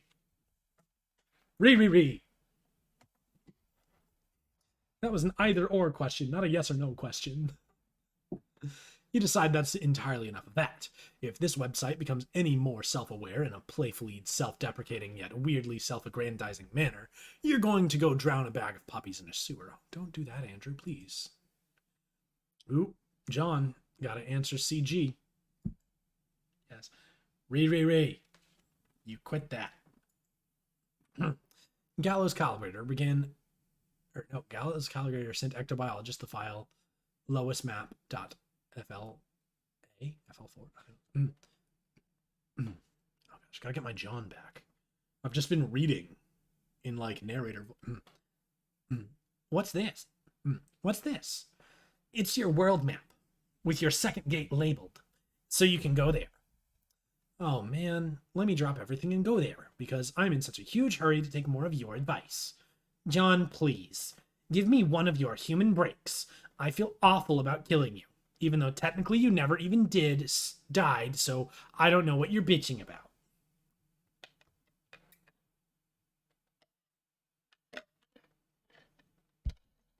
I'm not good at voices. The puppies are safe. Excellent. Yeah, well, Dave said I did, and I believe him. That is because he and you are best pupa pals for life. Can't I be your pal too, John? I don't know. I thought you were okay for a while, but now you're kind of giving me the creeps. Jegus, John. Yes, fully non-self-aware, non-self-deprecating, super serious, forever. The parts of Homestuck that Caliborn writes.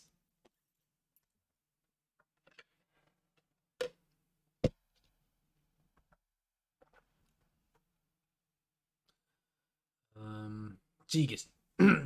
Jegus, John. What? I am invoking the name of your Earth Jegus to express frustration. You mean my Earth Jesus? I don't know. Do I? Do you have a troll Jegus? John, we have the best troll Jegus. You don't even know. Wow, really? Or is this a joke? It's a joke. I'm not really sure what a Jegus is. Well, neither do I guess. It's pretty much not anything. John, will you please follow the map? Let me earn your trust. If you don't like what's on the other side of the gate, then you can just turn around. Okay. I'll take a look. John, open up that map. Google Lois. Oh, we can see it. John, here's your house. I cropped the world map for you so you can find where to go easily. Fly north. Also, hi, this is me. Yo, John gets to see a picture of Terezi. That's cool. Can I zoom out? Oh, I can't. You just how far north are we going? Oh, there it is. Can I click? Okay. Okay, well, I guess let's get closer. This is the second gate. Go in here. I promise you won't die this time, unless you screw up all by yourself. God, I wish I could do a good Equius. Oh, God. Oh dear.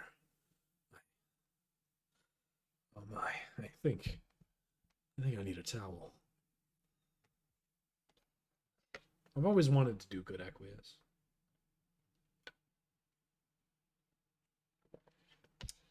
Unironically, might be my favorite troll. Like, GE is basically from Butler Island, the fancy man.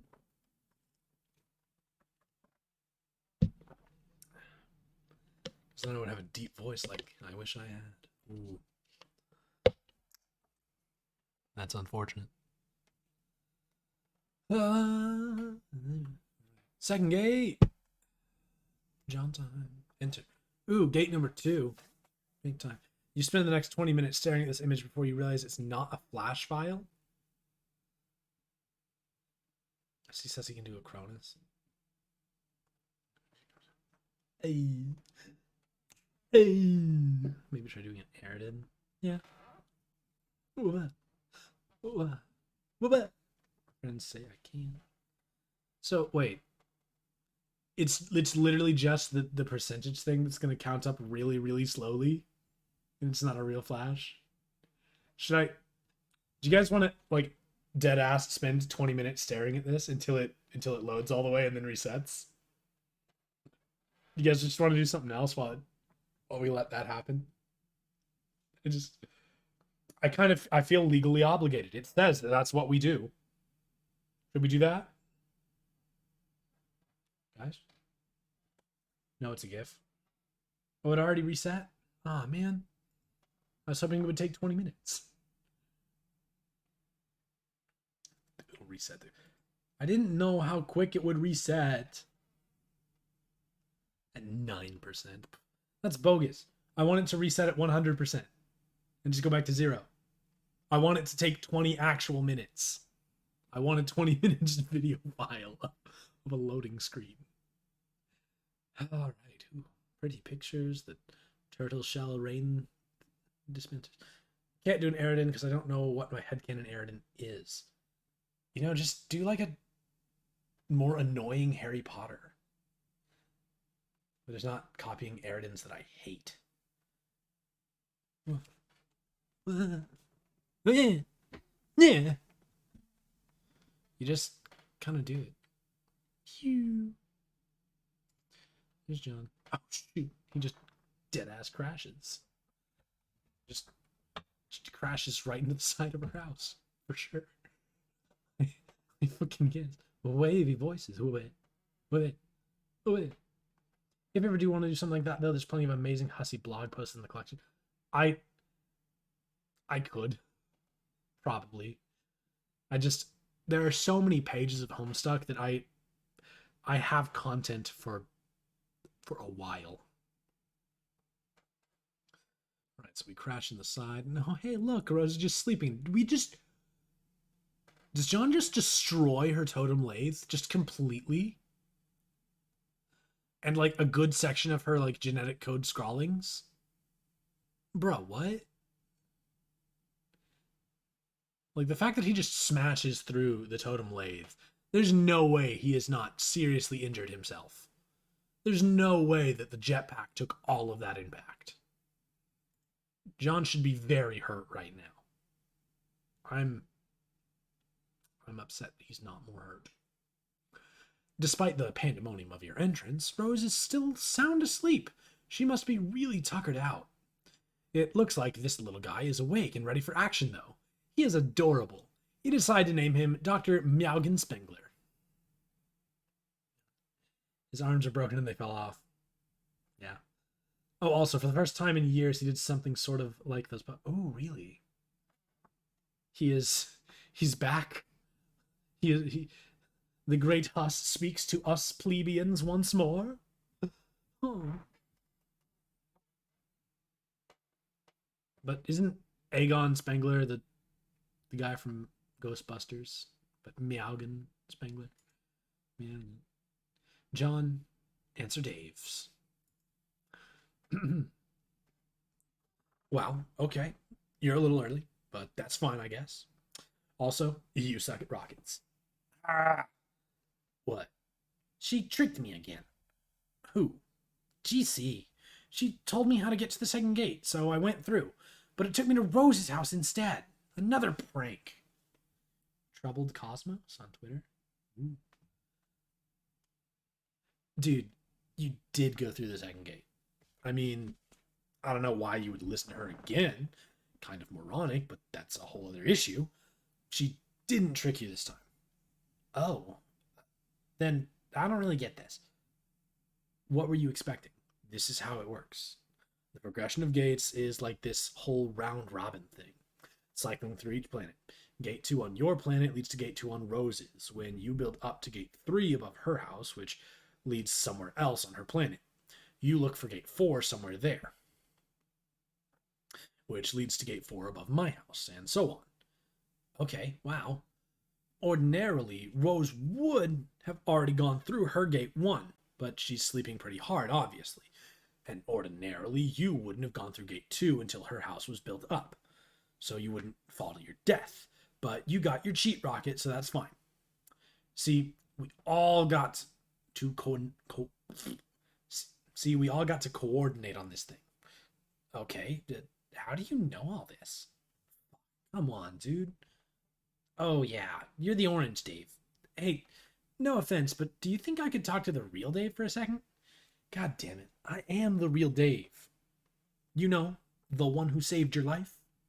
I'm more real, actually, because I've been through some heavy shit, already hopping around on red hot gears and I-beams for like a year, and grinding shit out for your ungrateful ass. Here, check out this code from the future. Not that you deserve it. Code. You're fucking welcome. Gate system which this way. When the drop comes, that never gets explained. I mean, isn't it? I mean, it's fairly obvious to me. Are you not? Are you not thinking with portals? You see, number 1 goes down to your land. Number 2, above your house, goes to number 2 above your server's house.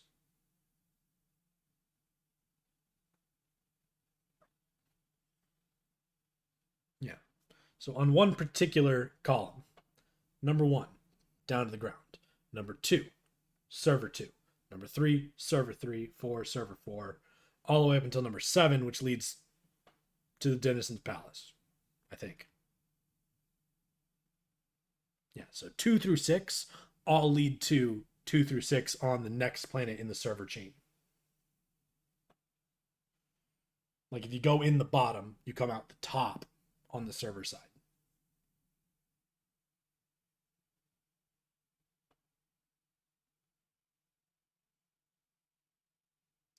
Just found his gate 2 not above. I have no clue, dude. I don't know. I don't know. Maybe the ones above all lead down to the ground. I got no clue.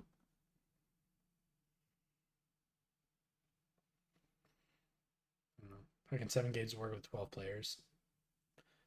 I mean, it's really mostly just that you go to the next player's house, right? Is it always 7 gates? That's is that one of the things we've gotten confirmed as being a constant across sessions? It's always 7. But I thought the details of the mythos can change, other than Skya Durse, like Skya Prospect Durse, and the medium. 7 is a fixed mythos number. I mean, I'll take your word for it. But I guess that means you can only visit like half of them. Or, okay, yeah, different number of towers on the moons, and you know the orb spots at the palace. But really, the 7 gates is a fixed. No, I'm all right. Whatever. Whoa, calm down. I'm sorry. That's not really what I meant. I mean, of course, you're a real Dave, but what I mean is that the Dave from my time, who is also my friend, and I guess he's in the same boat I'm in, not knowing stuff and all. I'd feel bad keeping him out of the loop.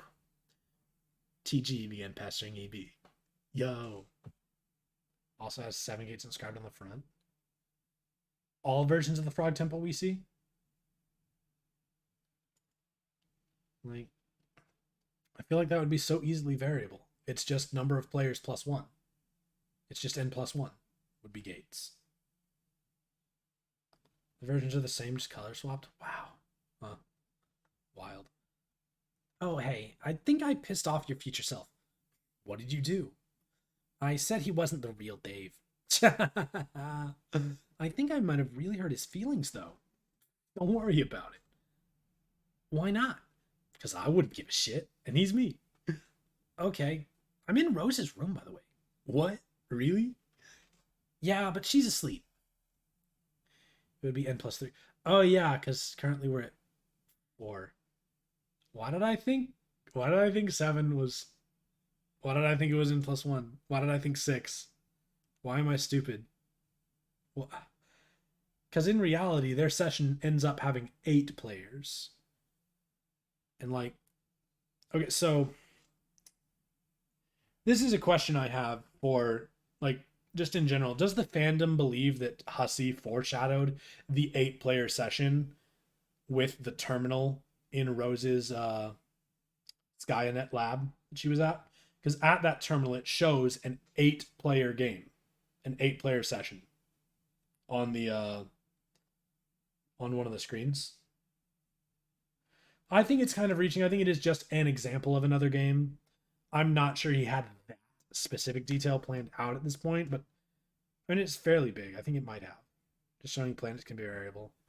Yeah. I personally think he was indeed like I think there's a lot of I I think the 8-player session might have been being foreshadowed right there because like we've got the ectobiology stuff is getting as was foreshadowed right there, and we've got time shenanigans with Nana, Pop, Bro, and Mom all exist already. There's a foreshadow and utilizing a random thing he did. That is true. Taking advantage of a thing he happened to have already done. I don't know. I think he was foreshadowing because we have the alpha characters or not the beta. Which one's which? The kids with the Esper beta are from the beta universe, and the kids with the alpha are the alpha kids, right? It wouldn't even make sense. I think that Skya, Esper the game, knows the destiny of scratching and fusing the sessions.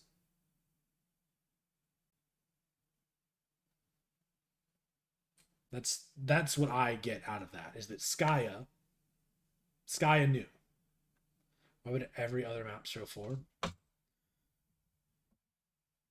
And why would we only ever have windows that show 4? Like it's like until we get the actual fusion. You're right. You are right. That is a very valid point.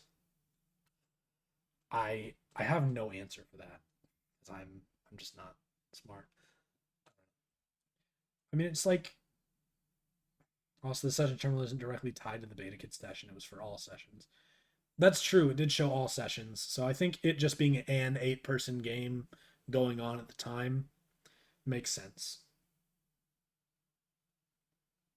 Yeah. So another fan, just kind of general fanon type of question. Everyone else on John, Dave, Rose, and Jade's Earth dead? Or did some of them get into their own instance of the Inciposphere? Yes, I agree with that. Bunnykind Stripe Specimen absolutely was that was foreshadowing. The bunny and all the pieces of its narrative are already there. The weird roundabout time bullshit is there. Hands down, everything's there. Now, other people on Earth all being doomed, or could some of them also manage to have a working session?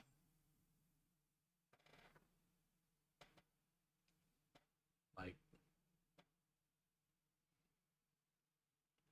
probability, yes. If we're going law of large numbers, it should. It should happen. However, when we get into fate and time bullshit, I'm not sure it's actually possible.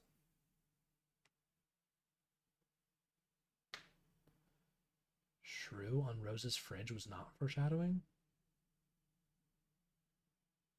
What would it be foreshadowing? Is it something I don't remember? That a lot of other meteors falling around the world. There were a lot of other meteors falling. There were a lot of people doing doubling a V. Doubling a V. Is this?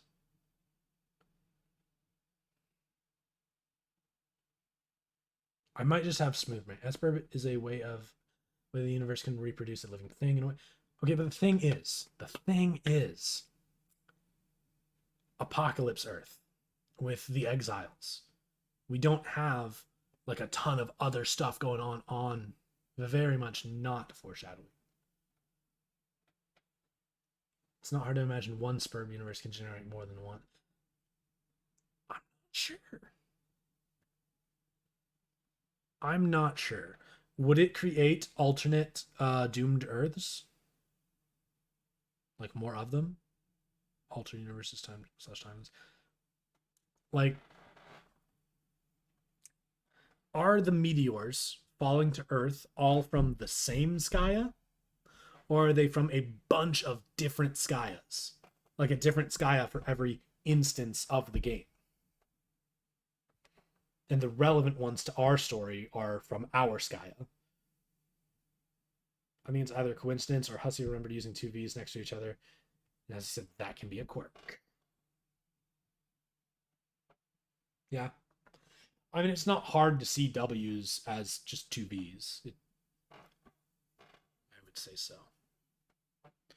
So we think the sheer number of meteors falling is from multiple different Skyas, and what? Whoever succeeds first gets Earth?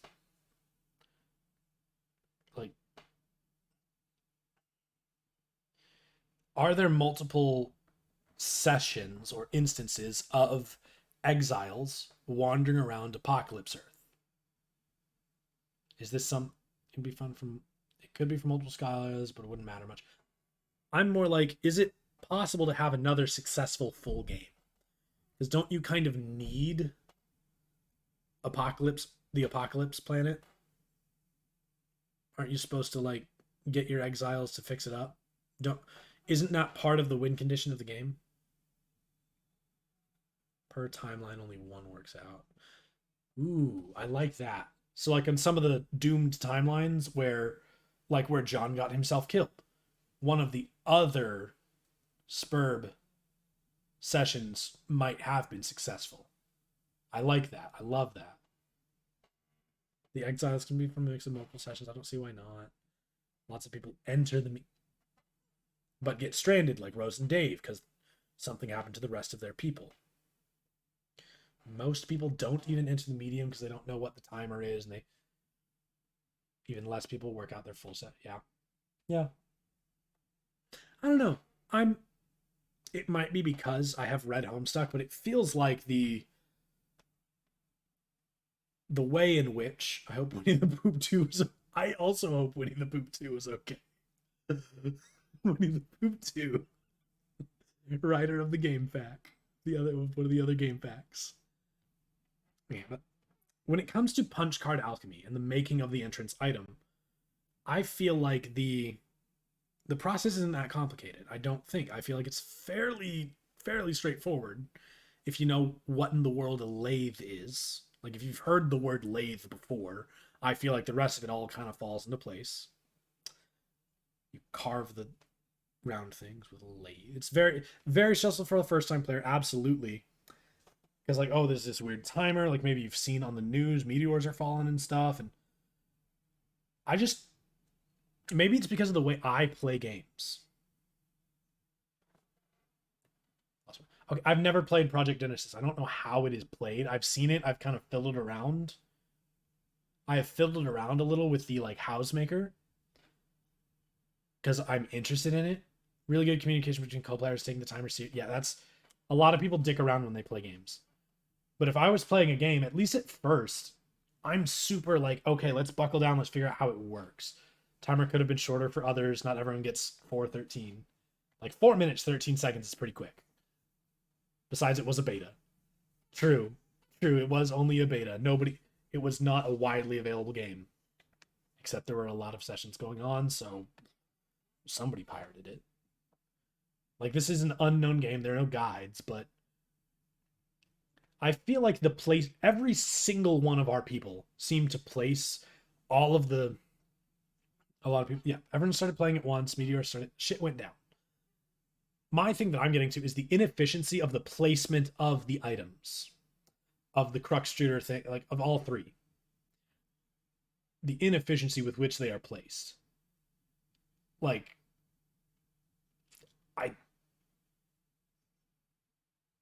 I would do everything within my power, everything, to place them as close together as possible. A lot of people would freak out. That is true. It's like, why is there a lathe in this room? And that's very true. It would freak a lot of people out. As a server, I would place them right next to each other in quick succession. But, like, and if and when my client freaks the hell out, I'd be like, oh shit, seriously? But at least they would all be together. We could be like, okay, well, let's figure out what the fuck this is, because it's clearly more than just a game. If it's actually bending reality, clean up a whole ass room. It's like, you know what? I don't care that you broke your elbow. I'm getting rid of your couch. I'm getting rid of your TV. We're clearing out this room. This is important. It's like, clearly this shit's important, guys. Come on. Yeah. All right, let's get back to reading. Yeah, but yeah, but she's asleep. Okay, don't go anywhere. I'm coming down to the computer. Countless otherwise, you could accidentally get your co-player. Yeah, yeah, like accidentally putting the crux shooter on floor that can't support it, and then it crushes them. Too bad it's nearly unplayable with glitches. I'm okay. There's always people on Pester Chum trying to be like, "Yo, I want to get like a huge, massive multiplayer session." I'm like, dude, I've never played before. Like, if someone wants to do like a one-on-one, like just a two-player session, I'd be down. Yeah, I dropped the tub on his head. It's yeah, it's a mess getting like two play, like getting anyone on. Like it seems kind of it'd be a universe level Mobius double reach around, of course. Trying to get 12 together. It's like, oh yeah, me and my 11 friends, we're not gonna try and do a 12-player session. We're gonna do two 6-player sessions. All right, we'll deal with it. John, I'm about to throw a bathtub through you. It's like the velocity with which you can throw a bathtub as a client player is dangerous. Dave is here. He wants to use a computer. Probably to help you snoop out Rose's room and snoop and stuff. Scope out Rose's room and snoop and stuff. I mean, that's what I would have done if you were alive. So I'm going to go. Use these flappy ghost wings and tear shit up in space or something. Sure. Hey, Dave. What? In case I forgot to say so before, thanks for saving my life. Stock and I attempted to do an Overseer project session, but we never. Dude, I loved Overseer Classic. I've never gotten to play V2, and they're still working on V3. And in the meantime, V2 went down, and they haven't. It's some server side issue that they aren't prioritizing fixing because they are focusing on V3. And it's Overseer project is pretty cool. I never got to try V2. V1 is actually playable on like a legacy server thing. V1 is okay, so V1 is technically finishable. You can get all the way to beating the Black King. It is technically a beatable game. It suffers from some user interface issues. It suffers from actually being able to create like items just because the item creation system is an absolute mess in V1. It is so bullshit. At least it was when I played.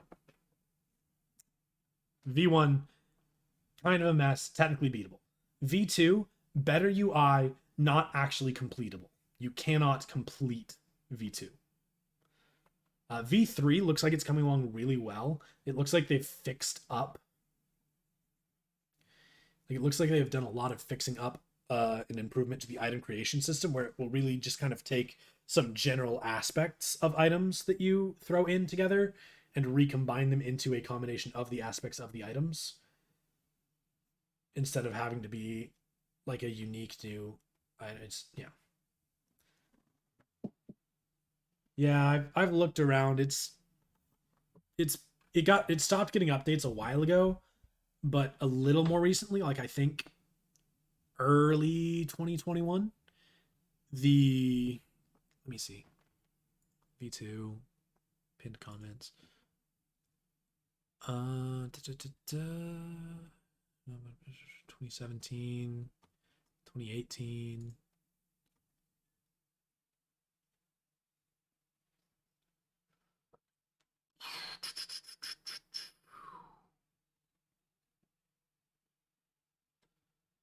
See, V2.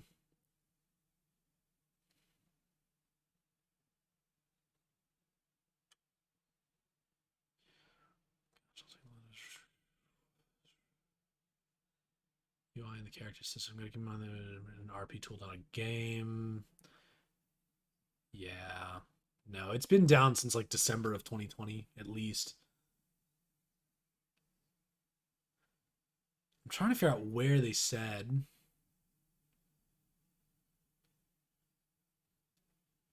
You know, I might.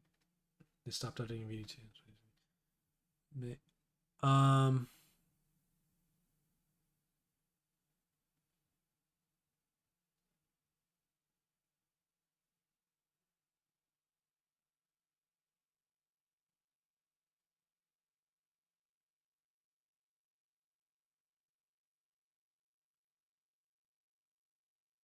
Yeah.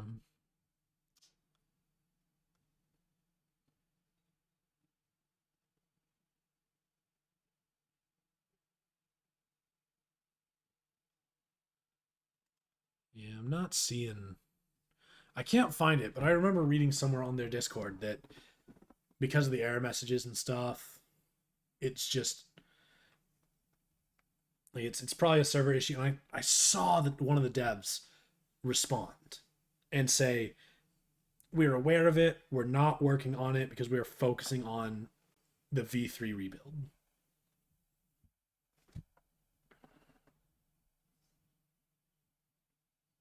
Oh. Wow. ST, you do look nice in tank tops. I'm just gonna fully support you.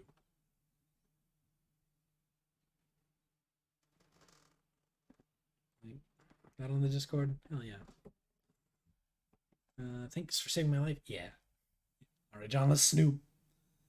Digging through the collection today. Apparently, a good 500 megabytes a second by Problem Sleuth album, PDFs, and Paradox. Wow, that's impressive. Pastor Log. Okay. I don't know what you're doing there, but I think we can both agree that you've got to rummage through as much of her shit as possible before she wakes up. Man, I don't know how I feel about that. I don't really like the idea of capering around her room while she's asleep. It feels weird. I'm going to wake her up. Dude, no, come on. She's out like a light anyway. It was some weird future thing that happened that made her sleep. A future thing? Base Homestuck asset pack?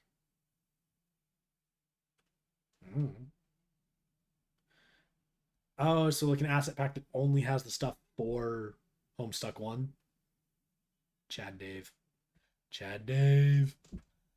I envision Dave as kind of a Chad. Or at least a guy who wants to be a Chad. But he's actually a huge dork because he wears Ben Stiller's actual glasses.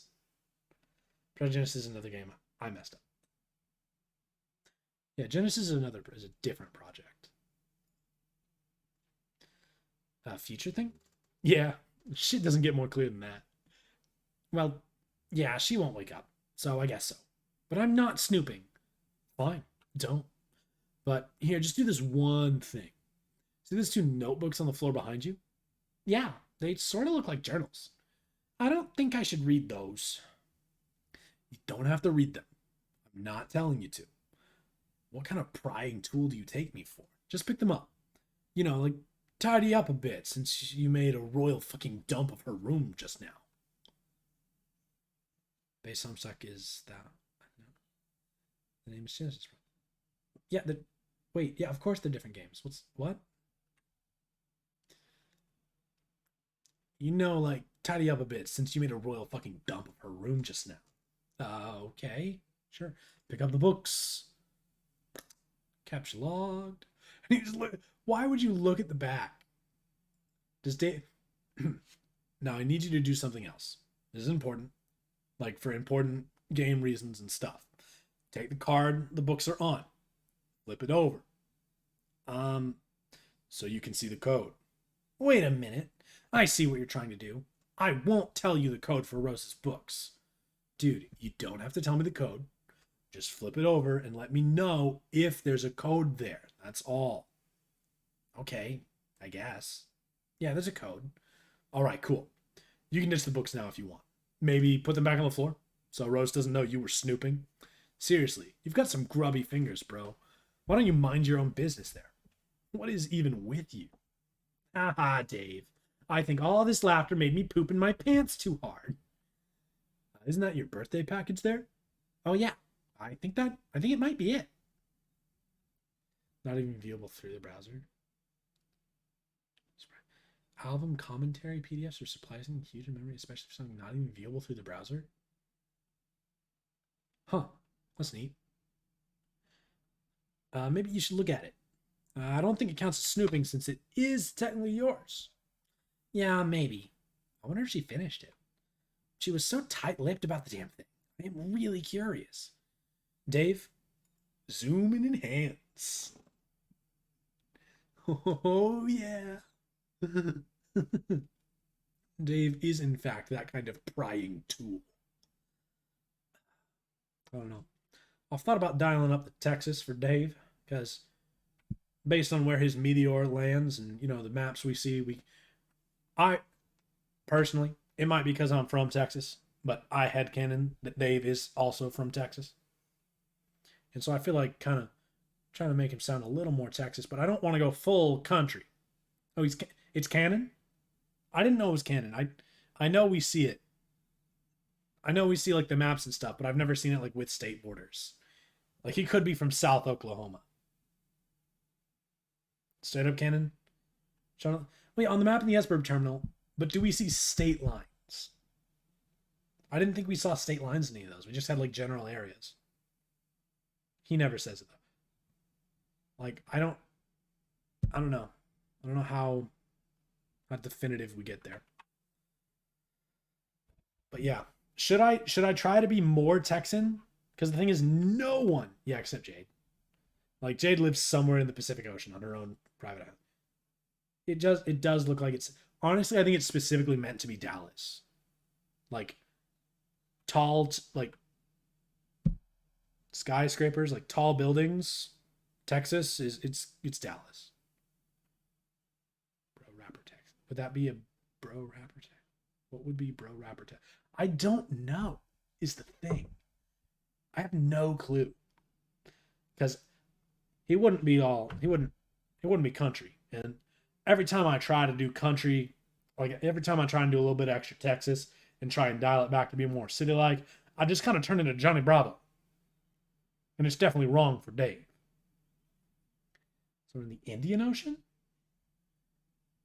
No. She's like Pacific Ocean. Like somewhere between Hawaii and the Philippines or something. Like the Indian Ocean is quite a bit further.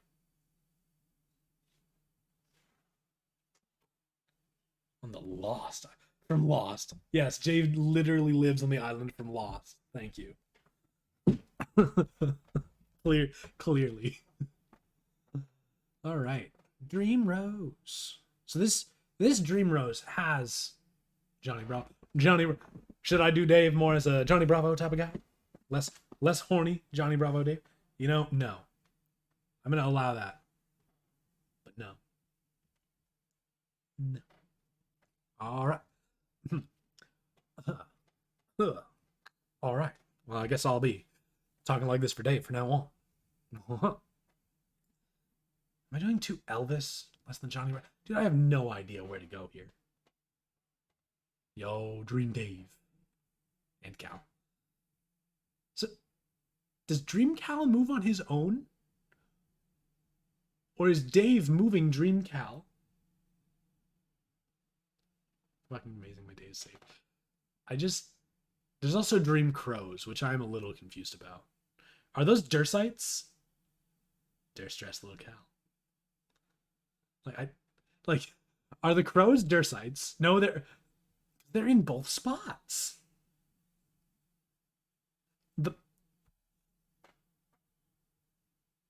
Okay, so Dream Lil Cal. Durst Cal is actually possessed. Because earlier on, when Lil Cal moved, we always saw little flashes of Bro. Of Bro Dirk. And so, real world, before entering the Inciposphere, Cal is not actually possessed. He's just a creepy ass doll that Dirk owns. But post entrance, are both Cals possessed? Is it just the Durst one because of its, proximity to the furthest ring?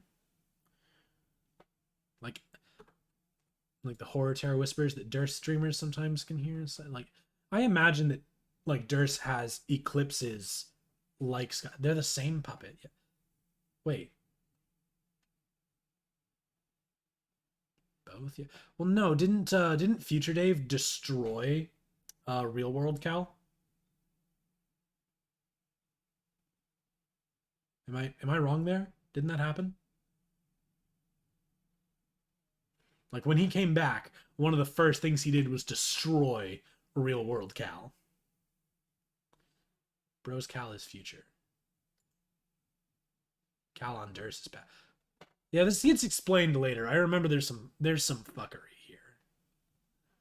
I'm just like, at what point? He's got Sweet Bro and Ella Jeff scribbled on the walls. I love that this exists. There's a whole, yeah. Cal has his own journey, almost as wild as the bunny is the bunny's journey. Well, John, let's go check the bookshelf in Rose's room. We're gonna, switch away from Durst. You eye your birthday package again curiously. It's awfully tempting to peek inside, but you feel guilty about it for some reason, even though it's yours anyway. Homestuck itself, I think. Homestuck itself is Little Cal's journey. Little Cal is our actual protagonist. Yes. Thank you, C. Thank you very much. You suppose a perusal of her bookshelf would be harmless enough. Just a bunch of books. The knowledge within is meant for everybody. Dave pestered you with the message, F these which you decide not to bother dignifying with a whole pester log ordeal because it's probably just him being a truculent jackass again, so screw him. This Ocean Charles, the big man, has the answers. Can I bend my thumb backwards as far as I can?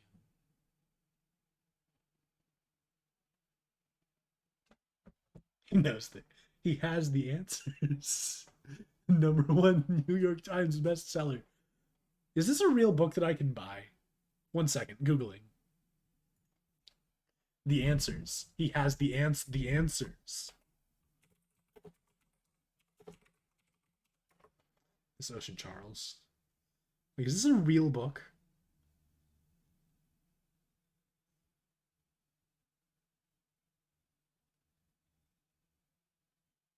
This is not. It's not a real book. This is not one of them, evident by the Sweet Bro and Jeff reference. I thought Sweet Bro and Hella Jeff was referencing this. But okay. Charles Barkley. I gotta get a book by Charles Barkley. We'll read that next. You find a book full of beautiful poetry and groundbreaking philosophical thinking by American sports legend Charles Barkley. These are words to cherish. This is a man to treasure. UMC? I'm bad at acronyms. Explain. Like, I'm smooth brain at this time of night. What time is it? 10:30? Yikes. Yeah, I looked it up. It's not real. It's just a Homestuck thing. I'm gonna call my fan comic that from now on. UMC?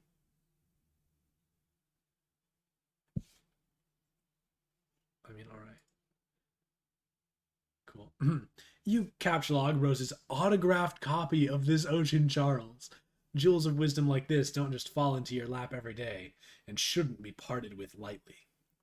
You doubt she'll mind if you borrow her book. She's always trying to get you to read her weird books anyway. Ultra mashup conversions. Wow. Oh, just open the package already, John. You can't take it anymore. You're going to see what's inside. Bunny. Facebook page on it.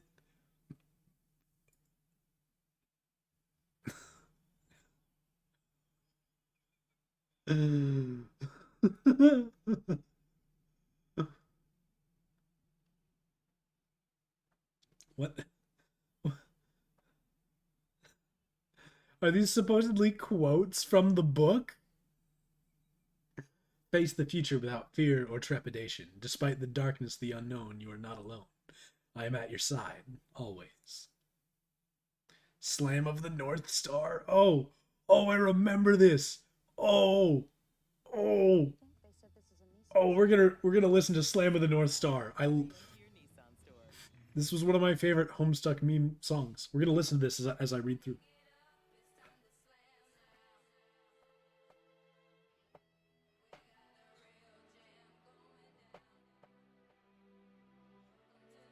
This jam. John. John, I never got to thank you properly for your gift. Yes, the words were there. Language.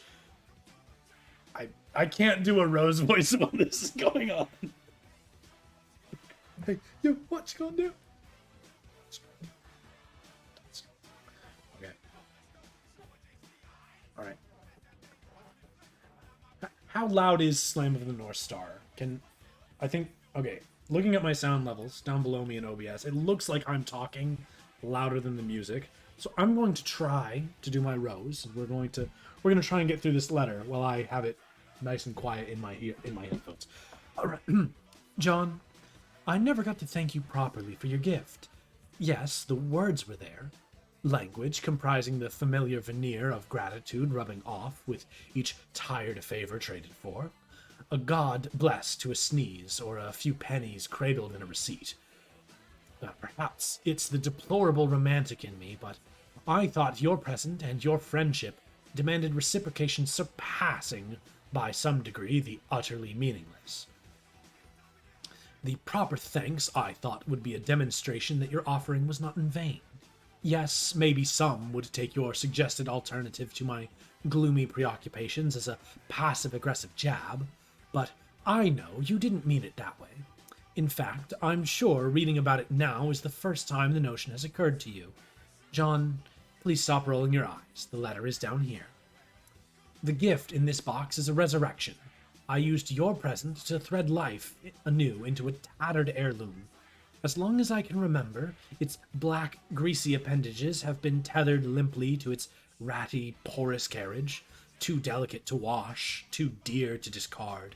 I used to love this rabbit. Now he's yours. I trust you'll find this to be adequately sentimental. Happy birthday, Rose. I feel so bad at girl voices all the time. Like, I despise my own voice in recording. That's like, I need to have this ear out, or else all I can hear is my recorded voice getting picked up, and I need to be able to hear my own voice through my ears to bear listening to myself speak. It's awful. Girl voice can be whatever. Fair enough. That's dang. I gotta check my cisgender privilege there. I'm sorry.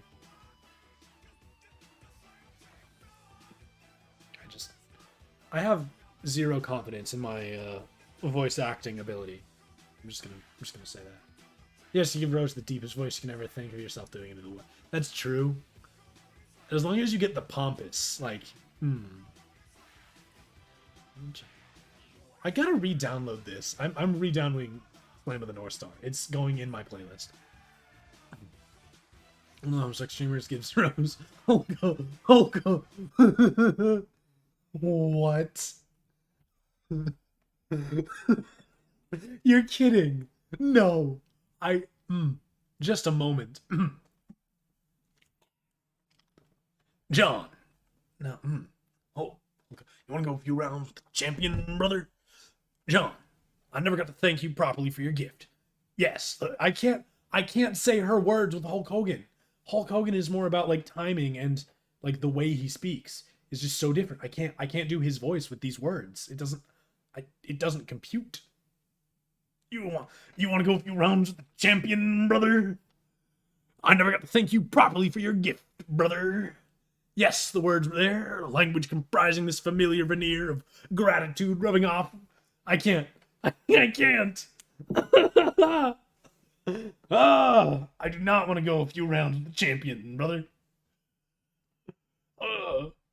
I can't do a good Hulk. I don't know a good Hulk Hogan. I am not familiar enough with Hulk Hogan to do a good Hulk Hogan voice. You want to go a few rounds with John Cena? Do I even know what his voice sounds like? Ash Ketchum? I don't even... Okay, I know John Cena from, like, very few things. Like, his work as an actor, not as, you know, a wrestler. Ash's voice has changed so much. What Ash do you want? Are you sure about that? Just, what? One meme? One meme? The Ash Ketchum... An Ash Ketchum meme? I'm gonna need you to... You gotta post a link in chat. John Cena... Get me a link. Show me the meme. We're gonna keep reading Homestuck until you find me that meme. And then I will try. I'll do my best. I promise. All right. This gift from Rose is so cool. 2 sweet bunnies on one birthday. What are the odds? In a fit of enthusiasm, you shut up and jam the bunny back in the box, executing a textbook chaos dunk. Millions would have perished if everything in the ocean weren't dead already, that is. Ooh. Oh, we got a meme. We got a hot and spicy meme coming in hot.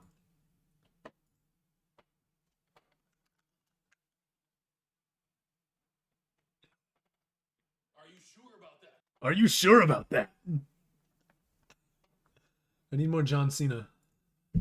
I need more samples with which to attempt to build a voice profile for me to try and do a John Cena voice. Wilbur Soot for Jake. John Cena voice. Wait, did he play Ferdinand the Bull in that movie Ferdinand? That animated one about them. His name is John Cena. John Cena prank call. His impression. I've wanted to watch that movie. Dude, I loved that movie. I have been 6 feet tall since like 7th grade. I have always been enormous and have always gotten in trouble for any physical altercation I got in because I was larger and would essentially win any altercation that happened. Like I remember the Fred movie. I remember seeing him in Fred. I also remember him in, it was more recent, Playing with Fire. Where like he saves children from a forest fire or something and they like live at the fire station for a while until their parents come to get them. Or something like that. No, you don't. I can't see this. I can't do the John Cena thing or else my hand blurs because my camera is a piece of shit. John Cena funniest commercials? I want to find something from the Fred movie.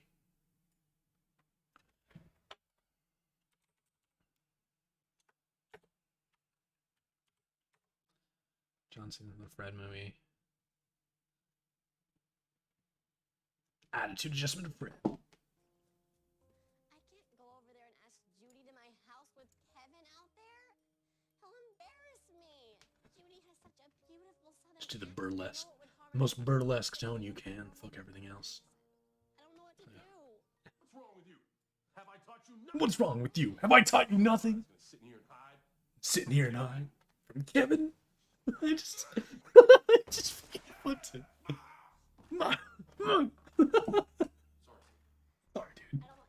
Sorry, dude. I don't want Kevin to make fun of me in front of Judy. Sometimes you don't use these muscles. You use this muscle. You gotta outthink Kevin. You gotta find another route. Dad, the only other route is blocked by the wall. The wall is nothing. It was put there to keep you and your true love apart. I knew it. My time is now. My time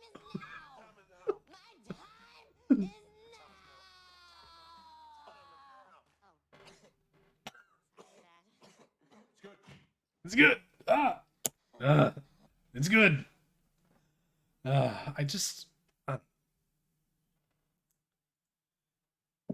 let's keep going. We've chaos dunked. John, let's take the box. It's yours now. You've claimed it. You gently chaos dunk the fragile bunny back in the box and capture log it. It is such a nice present. You will have to write Rose a thank you note and tuck it under her hairband or something. Wait, no, that would be way too creepy. This bunny reminds you that you still have a salamander in your Silodex. She is holding the bunny Dave got you. It's sort of uncanny how similar they are, aside from the knitted enhancements. Seriously, what are the odds? So weird. John, deploy your beloved daughter. You release dear, precious Casey. She was probably getting antsy in that card. You think you'll leave her here with Rose. A dangerous quest is nothing to embark on with a sweet, innocent little girl stashed in your inventory. You aren't actually sure if she is a girl, though? You don't even know if salamanders can be girls. Aren't they hermaphrodites or something? You don't know anything about biology, unless it is biology that has to do with ghosts and slime. But even then, you don't actually know anything. You just sort of pretend like you do. Looks like a troll is bugging Rose. Let's answer them. Oh, this is why Rose. So weird. Just a funny coinky dink. Grim Auxiliatrix began trolling Tentacle Therapist. I'm supposed to antagonize a few members of your trivial species. I have to start somewhere and somewhen. So I'm starting with you. And now. It's going to be pointless and unpleasant, mostly for me.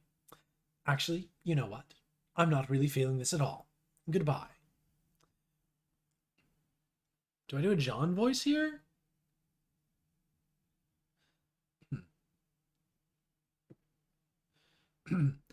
She's not here right now. She's asleep. But okay, see you. Is this your human sarcasm that I've heard about? Thick Irish accent, can I? Irish? I can't do an Irish woman. I can't combine a nationality with also trying to do a lady. How do we... Goodbye. Is this your human sarcasm I've heard about? About? That you always use? And that is basically a terrible way to communicate? I can't do it. I'm sorry. No. I thought that was this thing you did. The rose human specifically. Oh yeah. That's me.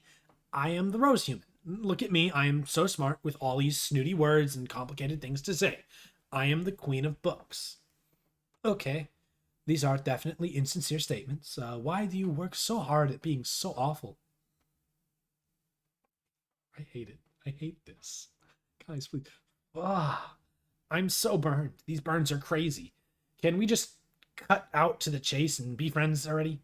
Just cut to the chase and be friends already? These cat and mouse games are so dumb. You know we're just going to all be friends at some point anyway. Have we spoken before? I don't know. Maybe? It's hard to keep track with all your time nonsense. Now that I think about it, it is pretty conceivable that I will talk to you again in the past after this conversation. That's because you guys always do things the hard way and the dumb way. I should figure out how the viewport feature of this application works, so I can see what such a primitive creature looks like. Well, I know what you guys look like. You look kind of like Howie Mandel from Little Monsters. Even though, to be perfectly frank, he was kind of a big monster. Because he was a big, goofy adult. And Fred Savage was like his child prankster sidekick. Is this an adversary you have encountered on your quest? No. Is this an adversary you've encountered on your quest? No, it's a movie. You should ask John about it, because he thinks it's awesome, which it is. It seems you put stock in John's assessment of things. Even the really uninteresting things that are pretty terrible to listen to. Is he either the leader of your party, or you hold whatever the human equivalent is of mating fondness for him? Mating fondness for him. Sentence structure. Yeah, I got him this really cool bunny for his birthday, and it's really nicely knitted and everything. Because I'm basically in love with him. You're right. Oh, okay. Just kidding. I'm sure John knows it's because I am really thoughtful, and I bet he really appreciates the present, and would say thank you if he were here. Okay, human courtship is definitely a strange thing and is sort of blowing my mind listening to this. I think I'll talk to someone else now. Why don't you talk to John? Maybe. When along his timeline, would you recommend communicating with him? Oh man, I don't know. Why don't you pick the time that will make the most complicated mess out of everything imaginable? You know, that's what you're going to do anyway. Considering that you're obviously not that smart and basically understand whipping bulge-winded fuck all about even the most elementary temporal mechanics, I am a bit perplexed as to why I find myself so vehemently fondling the short end of the antagonism stick here. Kind of irritating. I'm going to talk to your comrades, this John human, and figure out what's going on. Ugh. Okay, if you talk to him in the past, he'll understand even less buggy-whipped fuck all about time, and he'll be confused. So maybe paste something from this conversation to him? I don't know. And if you talk to him in the future, he'll probably know all this stuff, like things you've said to him but haven't said yet. And then you'll be confused. Sorry, that's just how this works. Don't say I didn't warn you. Consider me fully briefed on the matter. Until next time, Rose. Until next time in the past. Yeah, bye. Oh, John. Why would you do this? How is getting on her computer and having a conversation on her chat client less intrusive than reading her journals and like other general snooping around her bedroom? John. Oh wait, I was gonna call him Jonathan, but it's been it has been confirmed that no one has a longer name. Those are not nicknames. Those are their given names, except for Solix. Solix is short for Solexander. Hussey confirmed. Canon. 100%.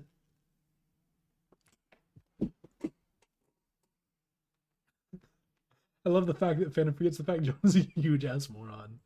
Yes. Yes, he is. I love that fact. John is an enormous dweeb. Like, oh yeah, even like the forms from him at this point too. Yeah, probably. Dave was also no. And separates him as a wheelbait.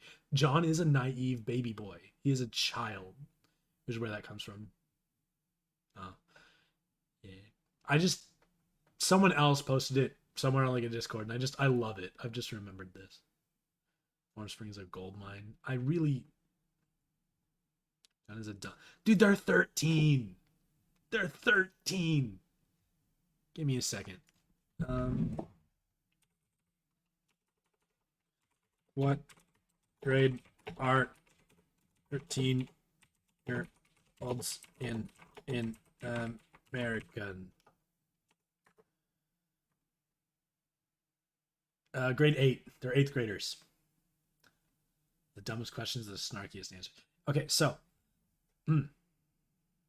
Yeah, 12 to 13, year 8. Wait, 7th grade. 7th grade in the US. Yeah. He's a dumb. Yes, he is a 13-year-old.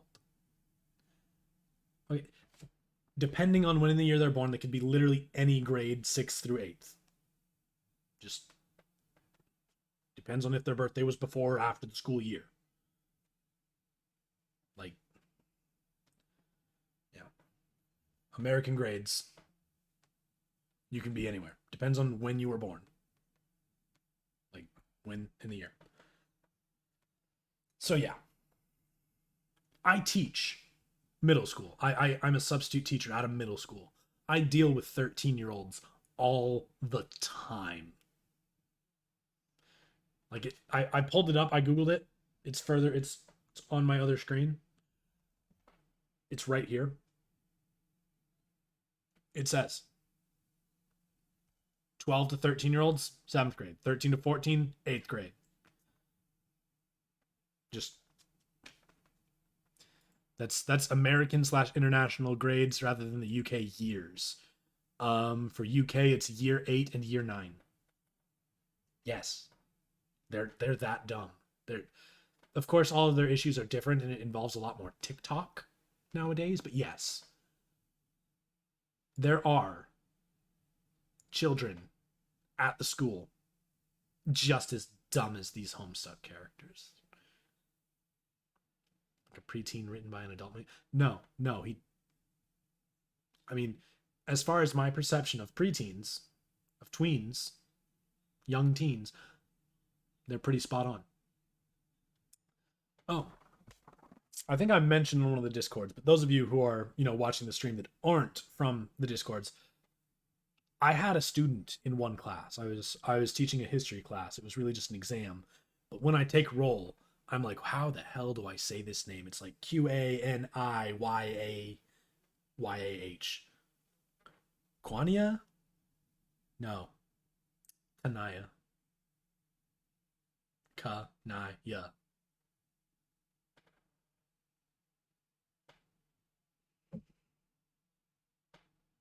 Yeah, I mentioned it. I mentioned it on the Discord. Like, real name. Oh, also, I think she was late, so I'm like, I had to say her name a couple of times. I mean, was that a 7th grade class? So she was at least 12. If Homestuck came out in 2009, Kanaya didn't exist yet. Like, when did we first learn Kanaya's name? Kanaya wasn't named until summer of 2010. Thank you. Thank you for that. So yeah, this child, even if she was, okay, all right. I think this was an 8th grade class. No way that mom is a filthy Homestuck. All right. I'm pretty sure it was an 8th grade class, so she would have to be at least a year ahead. And to have been named literally immediately upon the mother learning the name of Kanaya. But no, I do want to mention that she played the violin. She was late because she had orchestra. That's a Rosemary baby. Rose insisted that their daughter learn the violin and named her child after herself in a way that didn't actually make her a junior or whatever.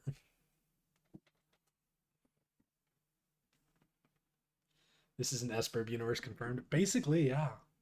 Pretty much. This is Earthsea, guys. Trolls are real. That's why Homestuck got so big and people all wanted to cosplay it, because those were actual trolls finally able to get out of disguises. Come on. You gotta think. Like, that's why Homestuck blew up, because finally all of the hidden Alternians could just reveal themselves and just go to cons and not have to. I just Photoshop all my pics. Oh, oh my. Prophet hussy. I feel like he's less a prophet and more a obscure historian. Oh man. Okay. So we just finished that page. Let's move on. His secret. He's actually Cronus. He's actually an Ampera. He doesn't have to be Cronus specifically. He's a descendant of Cronus / Eridan. He is an Ampera. He doesn't need to be specifically Cronus. Yes. Terezi, Kanaya. Ooh. Trailing Twin Armageddon. We finally get to hear from Solix. Oh boy. If you're not too busy still setting up the network, perhaps you could come show me how to activate the viewport. I am in fact too busy still setting it up. Whoa, here's an idea. Press F1. My keyboard is missing the F1 key. Lies. Don't bother me. I'm not in the mood. if I see one more snarl of wires kind of jutting out and being tangled or whatever, I am going to perform some sort of athletic fucking somersault off the deep end and get a call from the president or some shit. Go away. You used to like to talk more. If I recall, I was typically the one who would solicit reprieves from your nonsense. So I don't know what happened. That was before I knew we were all going to die. And no one believed me, and now look at you all believing me suddenly. Uncanny. Why then why are you doing this? Setting up these stations for us? To get you all off my bulge about it. But I don't want to troll any of them personally. No way. Kind of juvenile. But you guys, go knock yourselves out. Wait, is that an S that isn't a 2? There's only some of them? Or is this a typo? I see, but emperors suck. Yeah. Go knock yourself. But you guys go knock yourself out, okay? See the menu up top? Fiddle around with that until you open the viewport. I did fiddle with it to no avail. If you can't figure shit out by fucking around, you don't belong near computers. Kind of like with registered sex offenders in school. If you move to a new town, you have to go up to 2 of your neighbors' stores and warn them about how stupid you are, and give them a chance to hide all their innocent technology, and vandalize your house. But also, Homestuck has a bunch of random items. This is Solix's first appearance. We give Hussy some grace. I think there's that, like, yeah. How is my Solix, by the way? How do we feel about my Solix voice on the F1 key? Does that make me even more of an emperor? Yes, it does. ST F1.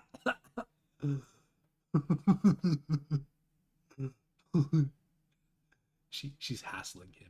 We got caught. Yes. Oh, we get to see more trolls. We're getting the trolls. We've got the gray Humalians with the horns. Asteros and Dave, shut up and jam. Dream jam.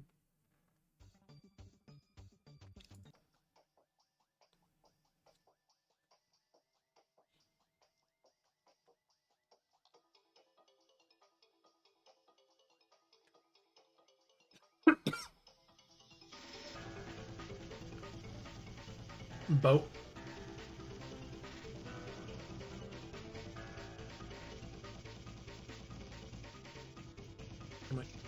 It's our Lord and Savior? Locale? This man? Oh. Toby motherfucking Fox. Yep.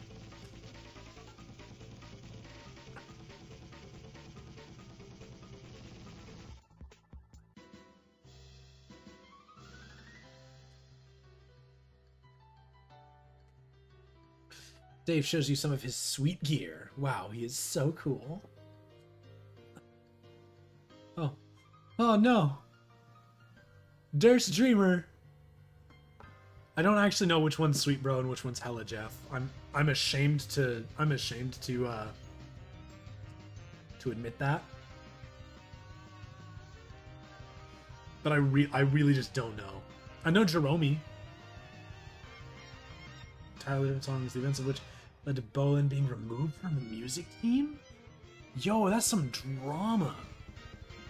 Alright, what page is this? 1720, because I gotta get back. The omniscient being you. Alright, let's. Can I open this in a new tab? Alright.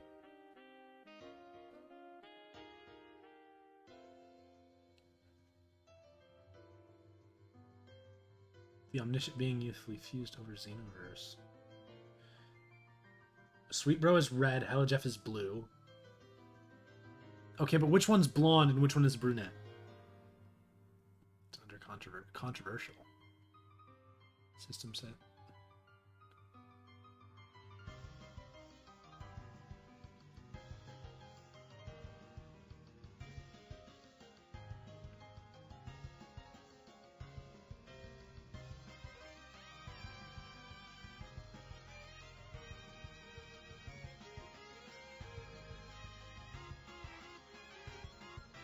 Ooh, yeah, text logs.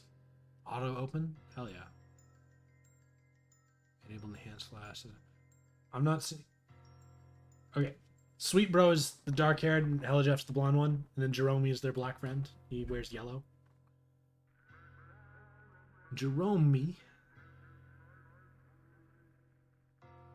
I believe I do, so that I don't accidentally spoil a thing. I do indeed have it turned on for now. Sorry. I'm not technically a new reader, but I thought it'd be best to do my official reread with it on.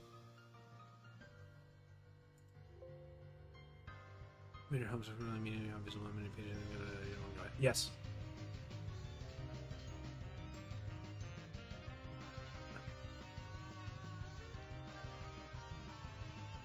That should be at the bottom. Retcons.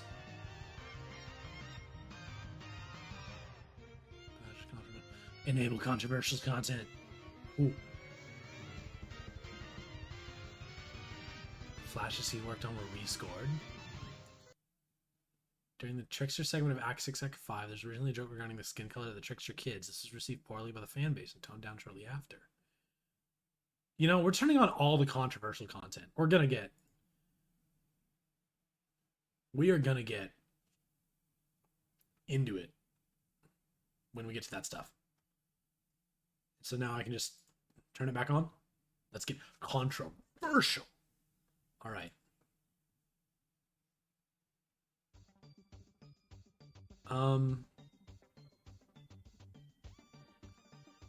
Okay, so if I switch it off just for one time, go in, enable controversial, the Bolin music, we come over here. Oh, these are all Bilbo Lins. So, what is wrong with Bilbo Lin? What did he do? Did he get canceled?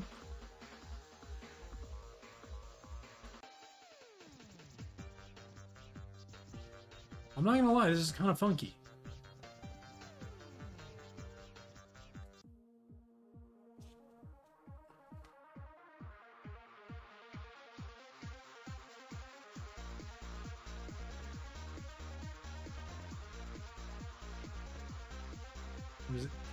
Okay, so it was just personal drama. Because when I read Homestuck for the first time, none. Oh, that's a valid reason to be kind of upset. I'll give Bill that. But like, I also accept that he probably overreacted. Sweet Bro falling down the stairs. Sweet Bro is a dirt streamer confirmed. Hella Jeff and Jerome. What kind of dreamers do we think Hella Jeff and Jerome are? I get the feeling Jerome is a prospect dreamer. Just he looks very good in yellow. Just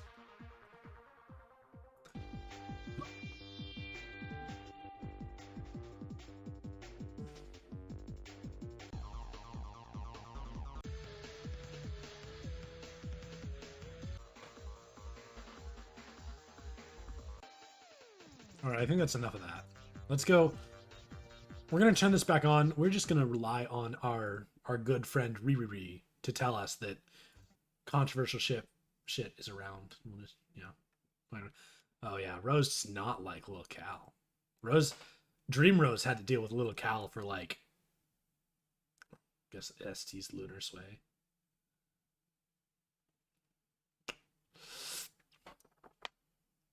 The miscommunication from both ends. Bowen didn't think Hussey would use the music on the fly, and Hussey wanted to be able to use any music posted on the music forum. I mean, if that's what the music forum is for, and if that's like the part of the forum that Bill posted this to, that's a very sticky situation, honestly. Like, All right. Rose, first, be the pony. Secondly, follow mom. Oh yeah, the pony. You are now the pony. You stand outside some ruins, which your beloved master's mother entered recently. Outside, you find a striking scarcity of oats or greenery, or anything at all that is delicious to chew on. This is as compelling a reason as any to follow her inside. Maplehoof, enter. You go in the ruins. Your clopping hooves echo throughout the cavernous and foreboding environment. But you are too stupid to be nervous. Your powerful snout detects the scent of Rose's mom. She went this way. Durst? No. I think Prospit. I honestly disagree. That ended up being the last Bull and Flash. Bullen's music had been used once in Act 2 and a ton throughout Act 3. Wow. But no, we're back to the best character, Maplehoof. Your powerful snout detects the scent of Rose's mom. She went this way. Maplehoof. So several of the songs now in Act 3 were actually made during Act 4. Oh shit, I'm a nurse, baby. I don't know. I've always associated, I don't know. I find lunar sways to be a little harder to understand than aspects and classes. Purple. Maplehoof, collect the grist. Oh shoot, Maplehoof actually collected the grist for Rose. I kind of assumed non-players couldn't actually get them. It's mostly just a feel thing, yeah. Actually, funnily enough, there's one more detail about the shut up and jam. I like how it Autobot filtered the words shut up. PPST. Autobot's feeling. Yeah. Well, no, Automod is just like there so that I don't have to worry about moderating chat. Like in case things get out of hand. But, you know, things never actually get out of hand. I'm going to allow PP. So how is the grist gutter doing? You pick up all the grist and store it in Rose's grist cache. This is entirely too much grist of too many exotic types for such a low-level player, but you'll take it. You don't look a gift horse in the pink heart tattoo. The grist overflow is gathered by the grist gutter, utility supplied by Grist Torrent. It is stored and gradually redirected to all players. Suck my bulge and diddle my... No, it is not. Wait, one of the replacement songs was removed and replaced? Bruh. I'm not gonna allow suck or diddle. I'm sorry. I'm sorry, ST, but I am not on your side either. Gonna be plagiarism. Oh my gosh. So just all of their work was in question because that one, like, dude, what the, bro. All right, Maplehoof, let's keep going. Let's ignore all the music drama. Maybe if they had just bent over. Are you trying to circumvent Automod? Am I gonna have to start moderating you? So one of the songs is actually from the end of Act 5. And allowed Toby Fox's love to fill every single. Do I need to bonk you? Do I need to? How do I moderate?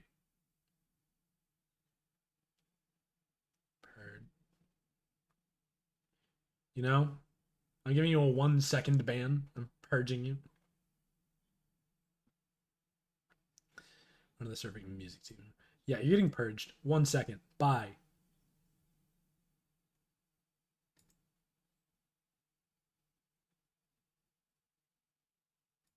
Untimeout. Okay, how do I... No. No, stop. I don't want to ban... I want to close this window. What did I do? Can I... Okay, I guess I can't actually close that right now. I'm just gonna ignore it. Mabel, proceed. Rose's mom stands on a small platform and disappears. You're a little nervous about transportalizing yourself as a quadruped. Grizzly bisection strikes you as a very real possibility, even though you're too dumb to actually think of such things. Get bonked. That's your punishment for silence me, preaching the word of the Lord. How do I want to go back to chat. I don't want to. Oh. Looks like it's on a little window. Yeah, cool. I don't actually know how to moderate chat.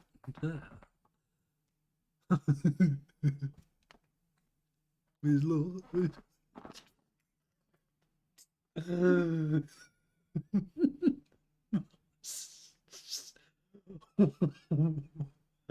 What is with hussy and horses? They're not trustworthy. They're not to be trusted. Rose stops being the. Oh gosh. John, first be the hat. Second, find dad.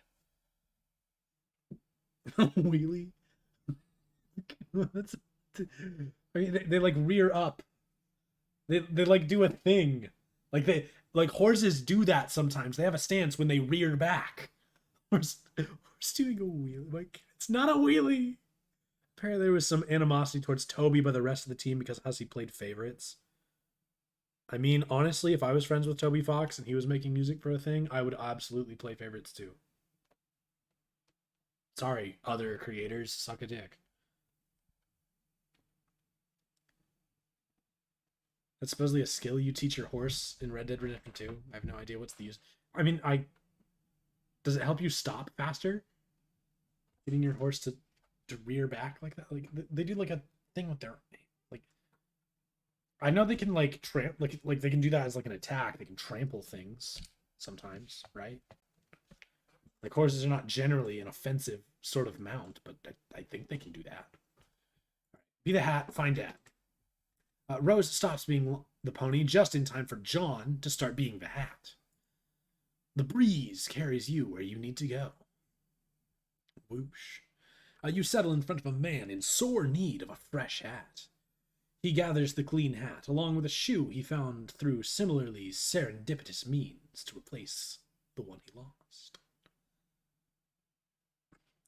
Okay, so is John's dad the reason that Carapacians just what is John's dad? Is he just a man? Like, we confirmed that Dad Egbert and Dad Crocker are biologically the exact same, right? He just is a dad, yeah. Like, Dad Egbert is an actual Lucis. Like Beck. We don't know that? We don't know that they're biologically identical? Like, I had the Wikia page on him open a while ago because I was looking for good pages to read his little notes. I don't know how, but it was suggested. Take a dadly DNA test. I mean, they do DNA tests to prove fatherhood all the time. Most DNA tests are dadly. I have a canon that Dadbert is Jude from Hive Swap, but it doesn't make sense because it's Jake's kid. Daddy-o DNA. Dino DNA. But yeah, you see, it's because of incidents like this that you need a spare hat to hold your candy. Oh, hey, a guy. Wait, why is Pop alive? Why is Grandpa Hartley alive?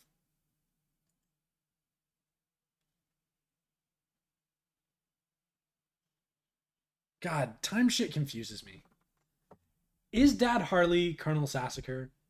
I feel like he should be. We just have a Guardian Summit. Alright, well, John, let's visit Rose's. Let's go back to being John. Rose's Alchemitor is pretty dope. It's upgraded to shit. Pretty sweet. I decided to try out the code Dave Sprite gave you. Yo, what we got? Whoa, it's a hammer. It's a cool. Fear no anvil. 500,000 build, 500,000 garnets, 500,000 diamonds, and 500,000 gold. And a single piece of quartz. This thing is huge and costs a fortune. 500,000 pieces of all of those and a single piece of quartz. There's no way you can make that, let alone wield it, even with the big ghost gloves. John, shrink it down with the slidey beat. Fear no anvil. Mini. That is a pretty cool hammer. Do we see John use this hammer, like, at all? Like, how long does he stick with this hammer? This is not one of the hammers I remember. I remember the pogo hammer. I remember the wrinkle fucker. I remember the telescopic Sassa Crusher. I don't remember this thing. Really? I don't know. You make a weapon called Fear No Anvil. Manageable and affordable size. Pastor Dave Sprite. So, what is this? The thing the code made. Really powerful hammer. How do you know? I thought you couldn't use hammers. I can't. Better be, though. I got it from Hephaestus. Who's that? Really tough to kill, dude. You killed him for it? Nope. How'd you get it, then? Shenanigans. Okay. It is really powerful. It better be. He got it from Hephaestus. But also, John downsized it by like a factor of 1,000. If the build cost actually means anything. Rose, check out Dave's computer. Yep. Seems you have a visitor. Dream computer. Oh, okay. I have to come up with a lot of denizens? Dude, yeah. Denizens suck. Like, denizens. Rose is awake, and she's hanging out with Casey. Imagine Toby Fox being the voice of Jack Noir. The Ballad of Jack Noir, original. Greetings, useless peons. You've done terrible so far. Treading venom pools for eons, suffering with no scar. Mercy everlasting, hiding who you are. Welcome to the dark side. My name is Jack No.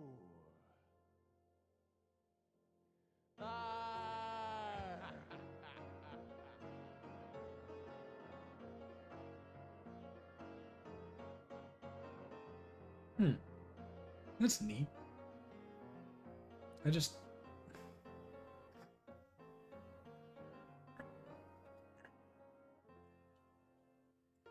the Forbidden Toby. overlord of badass, the shadow magic priest. Okay. That is very cool. Let us continue. TA, fix GA's computer. There's nothing to fix. Just gotta open the viewport. It's easy.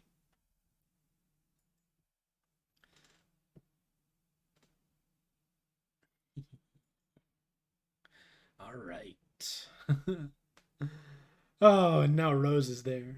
John left, and so Kanaya never sees that John was the dingus that did that first interaction. So that was Kanaya's first interaction with Rose. Right? Or with Rose. If John wasn't such a dweeb, Rose and Kanaya would not have, connected quite as much. And she wouldn't have trolled her for as long as she did.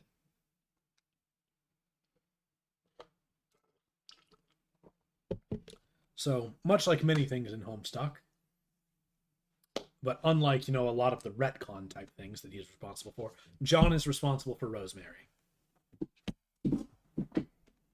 Wouldn't have happened without the Mad Lad. Alright, Rose, examine your laptop. Someone has been using your Pastor Chum account, and you somehow doubt the culprit was this young, upright amphibian presently throwing a fit. Rose, go find John. You hurry to the door so you can catch John before he goes gallivanting off somewhere. But it seems your door is ajar. Funny, you don't remember leaving your door ajar, even though it's sort of absurd for you to take note of such a thing, considering Dawn recently left your room. Oh well, it doesn't matter. You will now proceed through this door uneventfully. Rose, proceed through the door uneventfully. John Rose is pretty cute.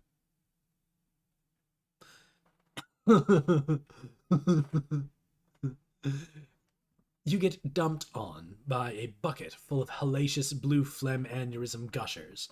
As a thoughtful but mischievous thank you gesture? John Rose is the first iconic. It is. I mean, I love John Roxy though. What is their ship name? John and Roxy. I support it so much.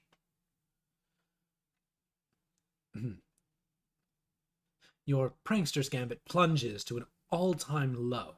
You cannot hope to defeat Egbert in a prank-off. He is simply the best there is. Lots of shit. Breathalyzer. Enter the ships on the server. Oh no, please don't. Rose obviously isn't waking up anytime soon. Might as well take some time to explore, and maybe stop by again later. Why, Dr. Meowgan, do you want to come along for the ride? It sure looks that way. Okay, hop aboard then. Adventure awaits. John with the cat. Look at the cat just blends into his hair. It's great. I love it. I love this panel. This page is a good page. And Rose just watches John leave with her new cat. Where is he off to now? At least you have this little fellow here to keep you company. You will name him Viceroy Bubbles von Salamancer. Dave, be the puppet. You have no idea what the hell that means. But yeah, you can kiss that obnoxious puppet goodbye. Maybe now you can get a decent night's sleep. Bye, Cal. Oh, shit. I wonder where that came from. Oh, no. Okay, this is the most ridiculous. Oh, we're AR now. I can do my AR voice. Okay, this is the most ridiculous thing you have ever seen. What is taking place here is almost certainly illegal. You're not sure which laws are being broken, but it is probably a lot. AR, follow. Oh, man. I only got to do one page as AR. John, let's go exploring. Dude, look at him zooming. He's zooming. That's a lot of water. That is a lot of water. Is Rose supposed to be doing, like, underwater quest?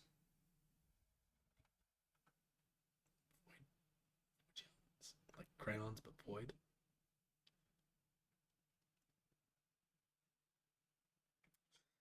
I think we can do it better. We just... A set of crayons that are all technically different colors, but they are all so close to black you can't tell. What would we call them? Just dark Crayola. Crayola darkness. I don't know. Voidions. I don't know. I'm just not sure about the word in particular. I like the concept. I'm just not sure about the name. Void crayons. Yeah. All right. Ooh, hey. This is where Mom was. You spy a boat. You spy a boat on the shore of one of the islands below. You wonder who could be out here rowing in the middle of the ocean. Dude, yeah, that was a long way that Mom apparently just rowed. Mom's got to be strong to be able to just row that far that fast. All right, John, let's investigate. Yes. Hoof prints. Gypsy is already canon. But people would have to know Coxie's name. People would have to know her name for that to actually... She did have a lot of horsepower. Gypsy. Yo, Calc Liches. There are many frightening and powerful monsters in here. John, aggress. Gypsy's perfect. Gypsy,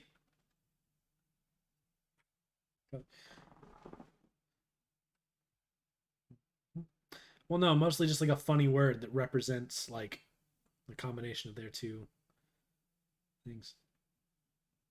Finger painting. Finger paints. Temporal. Crazy damage bonk. Crazy damage bonk. Yeah, like if people were going to use a ship name, they would have to know Coxie's name to actually know what Gypsy was referring to. Otherwise, that could just be another troll. Because that's 6 letters still. Like it's not valid. We have to get a new one.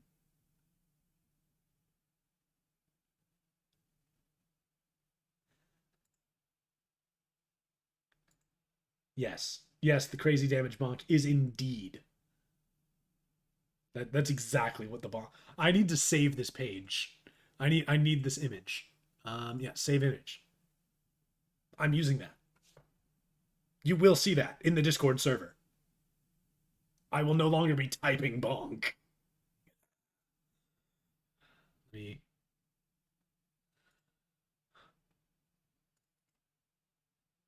Paste. I really don't want to have NSFW open on my like desktop. Okay, so that .gif downloads, yes. If I add a thing from my downloads,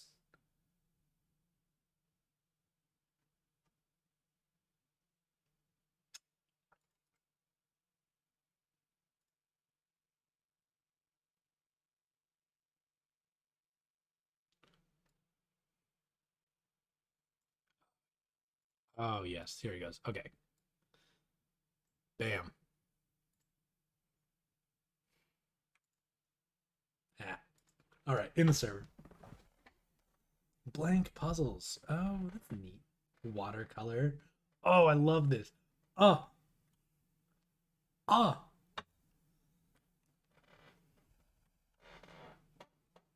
Loving the things. Wait, do I have an at? Did someone at me? Oh dear.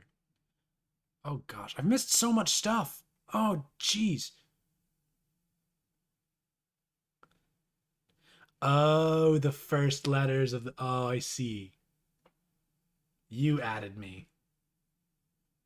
You cheeky bastard. You stun them with the cool time powers of your awesome new hammer and then dispatch them swiftly. John, collect the spoils. The good Dr. Spengler helps you gather the riches. Let's go. There's a platform over there. You'll go stand on it. Oh, wow, it just made you disappear. Because John has now used a teleportalizer. Oh, that looks like a facility in the Sipisphere. Yes. Yeah. Yo, Colonel Sassacre text. Look at all these artifacts. I guess that's where little Cal went. Now, what in the hell is going on in here? John, let's explore the lab a little further. Yo, giant chess piece mutant stuff. Now, what in the hell is going on in here? John, who cares? Just ride the pony already. Yes. Fuck yes. Hell fucking yes. I want to see John's cowboy outfit just more fleshed out. I need it. I love him. But seriously, what in the hell is going on in here? John, but seriously, keep exploring. You find a sweet get up. It's almost as if it was tailor-made for you. How weird would that be? John put it on. You equip the junior ectobiologist's lab suit. Hell yeah. John, examine the nearby station. Now what in the hell is going on in here? Of course, it's obvious what's going on in here. It's another one of those 4-monitored house-shaped terminal thingies. AR, resist urge to ride bro's rocket board. Oh shit, that sounds so cool. Wait. John put it on rhymed?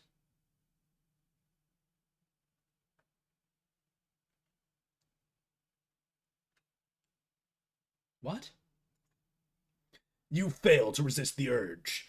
You start thrashing up stunts something uncanny brutal on your quest for mad justice, yo. And get this way rude municipality under control. Shit is basically flying off the hook. It's like that shit wants nothing to do with that hook. The hook filed for divorce from that shit and is now seeking custody of the hook and the shit's 2 kids. AR, pop a fucking wheelie. These hops are unreal. Shit, this flagrant should be illegal. It probably is. You don't care. Questionably PM, prepare to depart for the battlefield. You have traveled to Prospect's moon to board a shuttle headed for the battlefield, where you will seek the counsel of the White King. Uh-oh. Uh-oh. Those colors are much more saturated than a Prospect person's colors. Oh, it's the short man. It's... You have unwittingly been tailed by a nefarious courtyard droll from Durst. Courtyard droll? Pick PM spot. I love the little fake swords they have wrapped around them. Oh my gosh, it's adorable.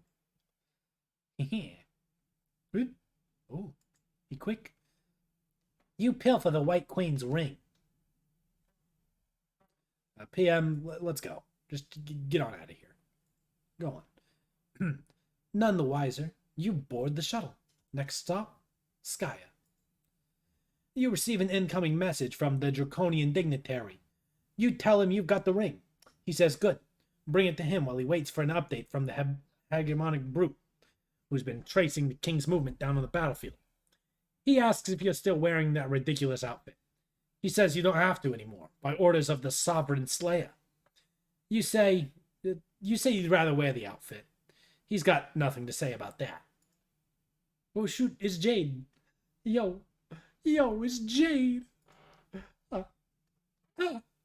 Just absolutely beats the shit out of CD. Additional pummeling. Hell yeah. You get him, Jade. Oh no, Jade. Jade, that's your, oh goodness, that's your beloved, the remains of your beloved grandfather. Jade. Why? Oh no. Oh, Jade. Jade. Sweet. Catch. Squiddles. I love Jade so much. It's too late. She's gone. You'll have to remember to deliver it later. Somehow. The best way to remind yourself that you're carrying a ring is to put it on your finger. Fancy Jade.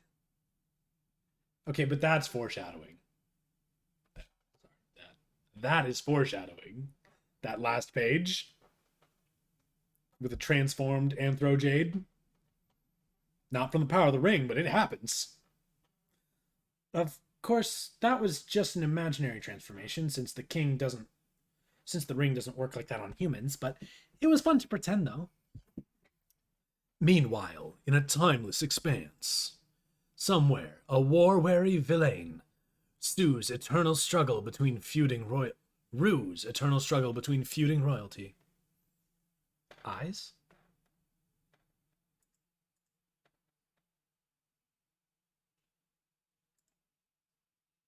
What? Somewhere, a war-weary villain Rue's eternal struggle between feuding royalty. The battlefield holds little promise for the peaceful life of a simple farmer. Sound on. WV, rise up. It's time for the motherfucking mayor. Andrew Huo and Toby Fox.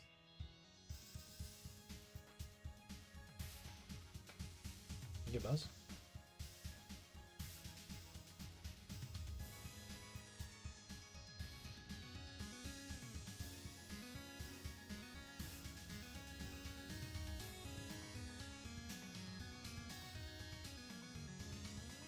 honestly really like the sky and landscape.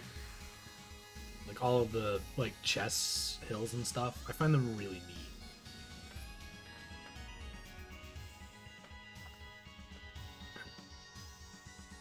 War. War never changes. He's a freaking giant chessotron. Like this man's with his little mailbox shaped house just like set up off a little farm.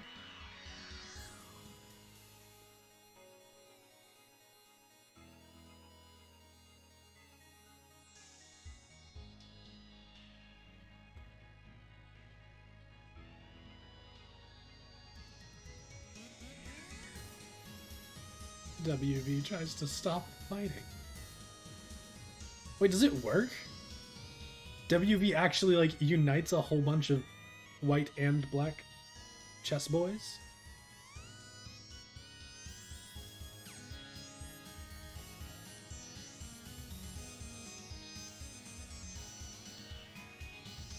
He leads them against the Black King. I forgot that the mayor did this.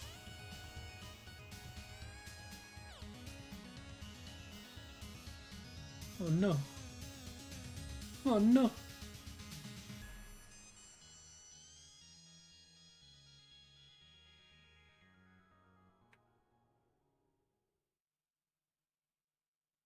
Damn. I'd completely forgotten like the plot of that Flash. I forgot that existed. Alright, well, let's go be Rose and alchemize a whole bunch of cool stuff. Shit, let's be Santa. Oh, hell yeah. Ooh, man. Dude, the mayor is the best character in Homestuck. Like, I don't care if you call him WV. It's the mayor. So if we combine that power hub / Wi-Fi thing and our laptop, we get a hub top. It's got built-in power and internet. Just get yourselves one of those things, guys. Like, needs literally anything else. All right, well, let's combine that bronzed vacuum and an umbrella. Bronzed vacuum, that's just the why. Useless, but you're still getting warmed up. Combine a salamander and an eldritch plush. Huggable soft salamander plush. That's good. I'd buy that for $1. You make a huggable soft salamander plush. You award it to the Viceroy on account of good behavior. Combine ink bottle and gushers. Bodacious black liquid sorrow gushers. 1,000 oil. You make a box of bodacious black liquid sorrow gushers. Another Crocker nightmare rears its ugly head. The ink reverses the healing properties of the blue phlegm. These are pure poison. Now let's combine the hub top and the hairband. Hub top band. Like, bro, that's a scouter. That's a scouter. You make the hub top band, a convenient hands-free computing device. Let's combine the magnetic W and a bottle of vodka. Magnetic vodka. I mean, I guess. In addition to having high alcohol content, the liquid inside appears to have magnetic properties. You guess this could be useful? Like, well, now you can just make alcohol. Like, it's a code you know now. Is vodka just amphora vodka? Yes. Yes, it is. Combine the wizard statue and a ball of yarn. Yo. Silken wizard beard yarn with magical properties. Make him in German and double sound like vodka. Okay, sure. You make a ball of silken wizard beard yarn with magical properties. It has magical properties because it is made of a wizard. Maybe you can make something with magical properties that is more useful than this. Let's combine the wizard statue with the knitting needles. Needle wands. Heck yeah, we got magic in the needles. You make a pair of needle wands. They crackle with the magic energies. Vodka. It is time to make something cool to wear. We'll combine your knittings and velvet pillow and your squiddle shirt. velvet squiddle knit dress. Heck, stylish. Look at the just absolute, look at the drip. You make a stylish velvet squiddle knit dress. Combine your needle wands and a grimoire. The Thorns of Oglogoth. That is a lot of grist, actually. Drip Bros, yes. You make the Thorns of Oglogoth. The needles seem to shiver with the black desires of the Deep One. Any sane adventurer would cast these instruments of the occult into the furthest ring and forget they ever existed. Oh, hell yeah. Very cool. Ugh, okay. How late is it? Oh, geez, it's almost midnight. We might need to find a spot to stop. We might should have stopped at that flash. All right, well, let's grieve these encroaching malefactors, Rose. Gee, why do you gotta be so verbose? Yo, with these, look at these sick-ass wands, these really lanky arms. This panel is just as good as, like, the Dave Long, like, he's, like, at the turntables. This is a good panel. I like this panel. Zip. Welcome to the party, motherfuckers. Jade, I think it's time for Jade to play. You take advantage of Dave's nap to make some architectural headway on his building. Yeah, building. Just, building up. Just to piss off. I'm gonna make my Duff beer shirt canon for ST on UMC just to piss off AD. AD and everyone else. Wait, what?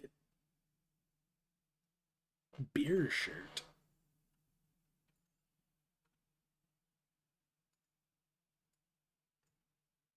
Oh dear, I didn't mean to open that notification. I want to close these notifications. Please go away. Yeah, the one I was using on one of my pages. All right. You're really proud of your floor plan. It is so cool. Honestly, this is a Duff beer. You know the Duff beer from The Simpsons? Barely. I know almost nothing. Nothing about The Simpsons. Like, I know the names of, like, the main characters. And speaking of naps, you've been asleep for some time yourself. You suppose you'd better wake up soon. But then your neighbor in the other tower is supposed to be waking up soon too, and it sure would be a shame if you weren't around to greet him. Dave, wake up and jam. It was a gift. Me neither, I've just seen the movie. I think I have seen the movie. I think so. That's why I know the names. Wake up and jam. And by jam, you mean alchemize, of course. Whoa, your house is huge suddenly. Anyway, let's get this party started. Oh, wait, no, I gotta be Johnny Bravo. Anyway, let's get this party started. It's just Elvis. Dave, combine your sunglasses and your iPhone. Oh, got some eye shades. You make a pair of eye shades. This one was really obvious, because future Dave had a pair, but he took them with him when he prototyped himself. But now you have a pair too, so that's cool. Dave, combine your timetables and your computer. Oh, heck yeah, turn top. You make the turn top. Convenient computing on the go, sort of like you have with your eye shades, but with all your important files and apps on there. Not to mention Esper. Plus, maybe it has some weird time powers. You have no idea. You'll mess with it later. Combine the puppet tux and a smuppet. Heck yeah, red plush puppet tux. You upgrade your puppet tux, future Dave made. You probably made it by combining one of your bro's badass marionette suits with your shirt and scaling it up to fit. That's how you would have made it anyway. You add a smuppet to the mix and make it softer and more stylish red. In a more stylish red plush puppet tux. It is like walking around in snuggly pajamas. Action pajamas. Well, combine your broken Khaled Scratch and Ruby Contraband. He is Johnny Bravo. Get over it. Unfortunately, every time I try to do... Alright, so being from Texas, I feel qualified to do a a more country Texas accent, should I need to. But the problem is Dave lives in a city. He lives in a tall apartment. And when I try to emphasize the Texas and I try to do some more city stuff, it just turns into Johnny Bravo naturally. It's just how we are. It's just what we do. Dave is, in fact, Johnny Bravo. Alrighty. Let's get going. Oh my. The frog in it. That's a fairly expensive item. 1 million of a grist we don't even know about yet. You can mine a couple more items until you got from Future Dave's loot stash. The broken form of Khaled Scratch and some ruby contraband, whatever the hell that is. The resulting item costs a fortune. You have no idea what it is. Let's preview it with the hollow pad. Yo, that thing looks... Oh, it's weird looking. You momentarily reconfigure alchemical upgrades to make use of the hollow pad extension. You pop the card in the slot and check it out. The combination will produce the broken scarlet ribbitar. We'll combine the whole Khaled Scratch and ruby contraband. Oh goodness, it's twice as expensive. Oh my. Out of curiosity, you try it again with the whole sword. You dial back Khaled Scratch's little turntable, rewinding the sword to a point in its history before it was broken. You then combine it with the red frog thingy to show the complete scarlet ribbitar. But there's no way you can afford to make that yet. It costs even more now. The only episode of Johnny Bravo I think is the one where he becomes a vampire. Honestly, I don't even remember if I've seen any episodes. I just know him. He just is... He lives rent-free in my brain. Maybe you'll stick to combining items around your house for now, rather than stuff from your future Sil decks. It'll be less confusing that way, and probably less expensive. Shitty sword and Hella Jeff drawing. Oh god. Sword. 0 grist. I thought these cost like a negative artifact grist or something. Like, they gave you artifact grist. Did that change? I remember watching episodes up and okay, but I thought sword had a negative value of artifact grist. Was that not... Am I remembering that wrong? Am I remembering artifact grist wrong? You use one of your bro's really shitty swords from the fridge and print a printout of Hella Jeff to make a sword. Ellipsis. This thing is so unspeakably shitty you are having a hard time even holding it. Come on. Dave, combine Snoop Dogg photo and mini AC and Khaled Scratch. I think it was the crinkle. Okay. I'm hoping we get to it. Snoop Dogg, mini AC, Khaled Scratch, Snoop Dogg, snow cone machete. Okay. Fun fact. That's Snoopy. That Snoopy snow cone maker. I had one. It's busted. I don't know if it's still hanging out in the pantry, but I had one. The thing broke. I was so ecstatic. It's a real thing. I had one. I don't know if it's still around, but it exists, and I owned one for a time.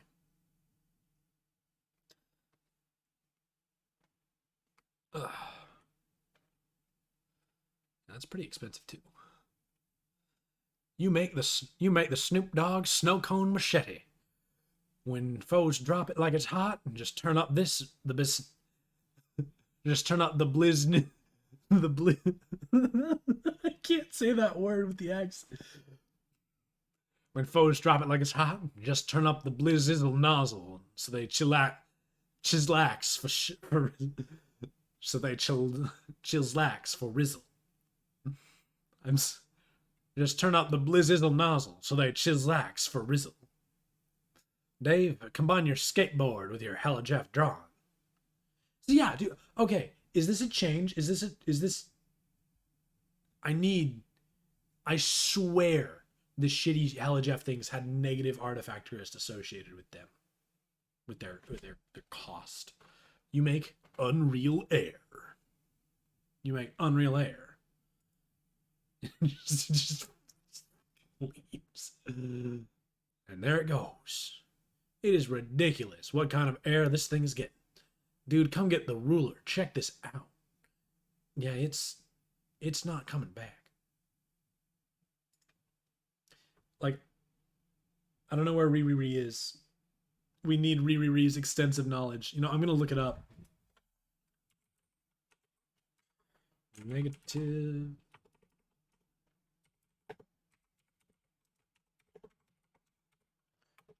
Negative artifactorist. Okay, wait, no, this is from the Overseer wiki. MS Paint Adventures. Crest. Build other types. Artifact. Produced by alchemizing Sweetbro and Helljeff related items. I think it might answer itself. Okay. Does it get like retconned or something? Like, I thought we needed it for these. You just make another one. You quickly stash in the card so it can't escape from above. Ooh, vintage Game Bro. By combining your Game Bro magazine and timetables. Exclusive bro strategies, the hottest secrets. Challenge your thumbs to the maximum. Outrageous video stunts at your fingertips. No, wait, I'm going Colonel Sanders. Sorry. Gotta go more Elvis. Oh, where are their secrets? In here, bro. The Overseer used Canada. I thought it did for some stuff. But no, I've got the actual... Okay, minor unknown types, further information, trivia.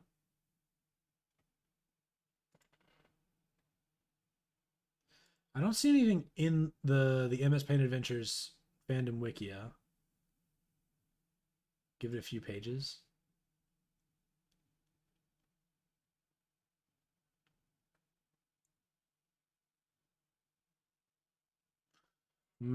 Okay. You turn back the clock and make a vintage Game Bro. You think you remember this one from your bro stash. It's a classic. Dave, combine Batarang and Midnight Crew poster. Suitarangs. Some of these don't. Okay. So all of them but clubs, you know, kind of work because they have a point on both ends. But the clubs one just... Gosh. You make a whole pile of Suitarangs because they are really cool and pretty cheap. Well, combine your plush puppet tux and Midnight Crew poster. 4 aces suited. You make 4 aces suited. You aren't really sure which one you like better. The red one is softer, while the black one is sort of stiff and starchy. Anyone wearing this suit is all business. Maybe you'll switch it up as your mood dictates. Alright, combine the plush puppet tux and a felt poster. Felt duds. Heck yeah. This would make the felt duds if you had some of whatever that green grist is. Dave, combine Smuppet and felt poster. Jutting out an impudent felt plush. Oh boy. You make a jutting out an impudent felt plush. You do an acrobatic fucking pirouette off the handle and into his heart. And he into yours. Combine dead things in amber and a Smuppet. You make a foam mutant Smuppet encased in amber. Now we're getting somewhere. Combine dead things in amber or the Smuppet. Amber mutant Smuppet abomination. For the sake of science, you or combine them instead of an and combination. You make an amber mutant Smuppet abomination. Oh, cool. Now this is how you make shit work. Egbert and Lalonde should be taking notes. Dave, combine the fetus in a jar and your Mr. T puppet. You make the foam fetal Mr. T in a jar. Another back-breaking victory for science. Just Dave being cool, leaning up against this giant block of amber. There's some imps. You're looking pretty chill with your new freak show entourage. The underlings all look kind of put off by it, though. You're kind of weirding them out. Dave, combine camera and capture log card. The Capturoid camera. That's a neat thing. You make the Capturoid camera. You can use it to snap a ghost image of any object without capture logging it. Spits it out on a brand new capture log card every time. Could be a useful way to make a large inventory of anything you encounter without cluttering up your Sylladex. Also, for grabbing codes for stuff you can't ordinarily pick up. Dave, take a photo of yourself. Selfie time. You take one of your patented, ironic, cool guy self-portraits.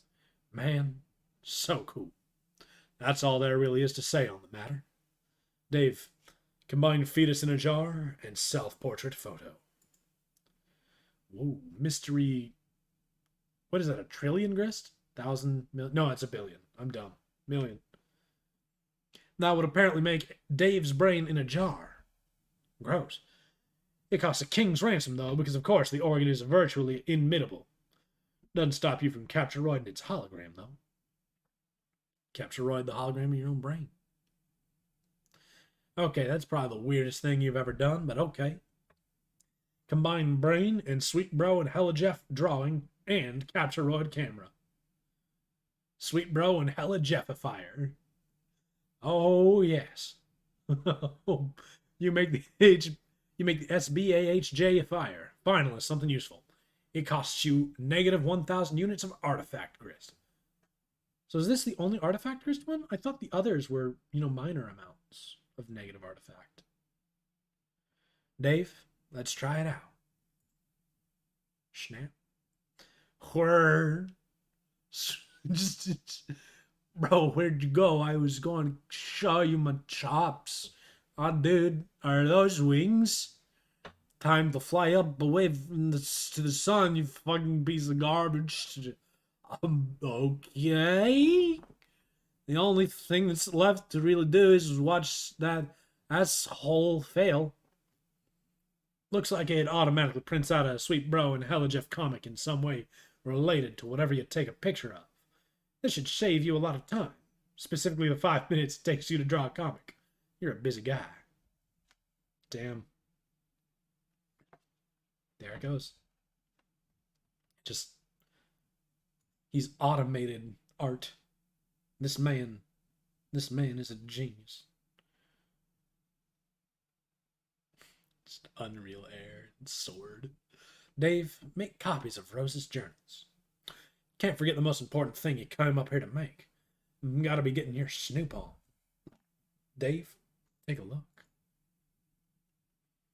I love the lankier, but still rather symbolic depictions of them. This right here. Meow. And one book is titled Meow, and the other is titled Complacency of the Learned. Gee, you wonder what could be in Meow. Dave, let's give it a read.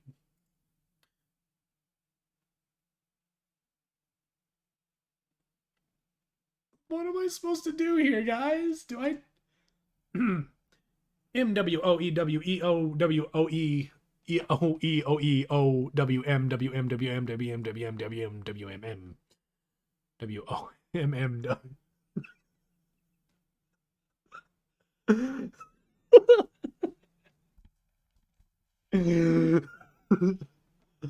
I'm sorry, I think I'm funny.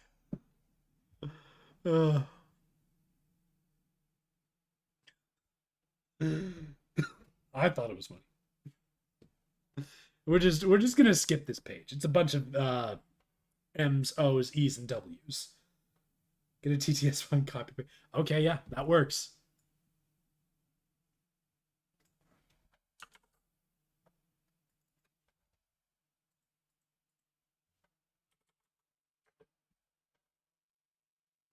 Can't I get can I just Google Translate to do that? Yeah, whatever. TTStool.com. Amazon, English. What's it gonna do? Select a voice. I did select the voice. Play. Why is this thing such a piece of shit? Voice. Oh, I gotta pick one of these people. Joey.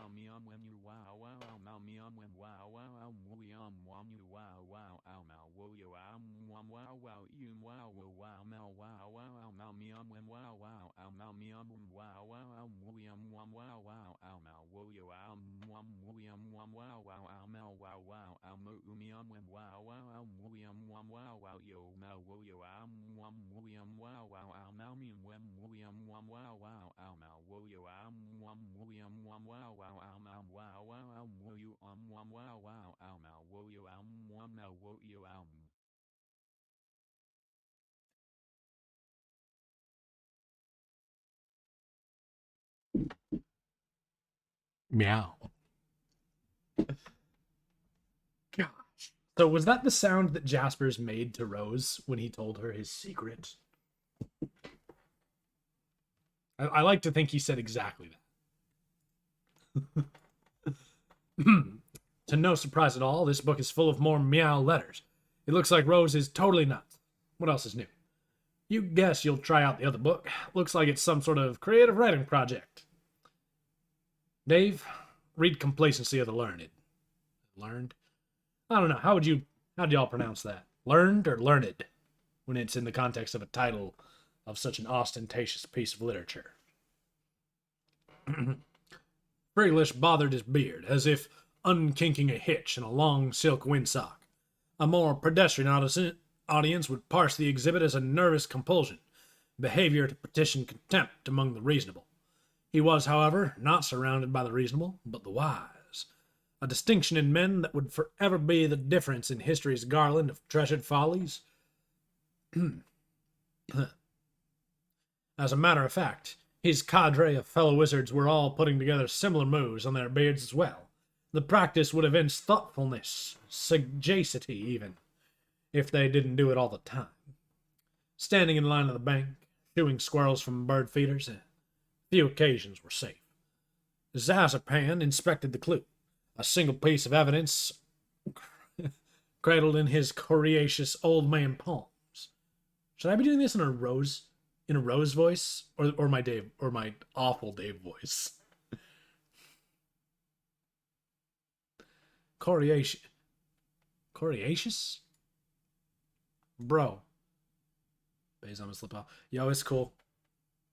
You do you, babe. Gotta check some beef. Dave. Alright, continue the coriaceous old man palms. It was a human bone, not striking in the tale it told alone so much as that told by the thousands like it, festooning the marshy soil of the mass grave. The grisly expanse bore the texture of a decadent desert, like one of Smarney's formidable custard trifles, wobbled out on wheels for the holidays, to the dismay of a small nation. Night. Honestly, it's midnight. I probably should be headed to bed soon. I think we're going to finish this page, and we're probably going to call it a night, too. You're certain of this? Asked Friglish. Despite what he was doing with his beard, he was, in fact, immersed in meaningful contemplation. Ah, I did not hear that. I'm afraid I am becoming more so with each terrible tick groused by that gauded timepiece slung around your neck. In case it wasn't clear, Friglish wore a clock Azazarpan didn't care for. It was magic. The massacre of Sears Gnalf was not as written. What has you convinced it was the hand of our disciples in this blackness? Executus chimed in. I believe. The fat face stammered, eyes darting with the guilt of a thief in the throes of an unraveling alibi. I can summon a more pressing line of inquiry. No, Smarmy, nobody was in the mood for a sticky bunt loaf just now. Zazapan's ears felt insubstantial to any line of inquiry, pastry-oriented or otherwise. His abstruse contour carved pondering shape in the fog carpeting centuries dead. His 11 contemporaries, too, embraced the muted consternation of their great predicant scholar. Predicant scholar. Predicant scholar. Why do I go to this for scholar? Of their great predicant scholar. Few wizards kept sharper adumbratives or read them with such lucidity. When Zazapan treated men with silence, it was seldom unrepaid by the wise and reasonable alike. It was harrowing to entertain. Zazapan, the learned, storied complacency of wizards, was marked for grander descendants, disciples hand-picked, vetted by Archite the bona fide, and tested by Gastro the munificent. The 12 sweetest, most studious children a pair of elderly eyes could give their sparkle. Not the ragged gutter snipes so oft harvested by the common obscenity. Those vituperative little beggars, with hearts to corrupt as dropped bananas brown. That those chosen youngsters would turn was not merely unthinkable, but something of a roundhouse to the temporal bones of the upper indifference's high chamber of soft-skulled prophets.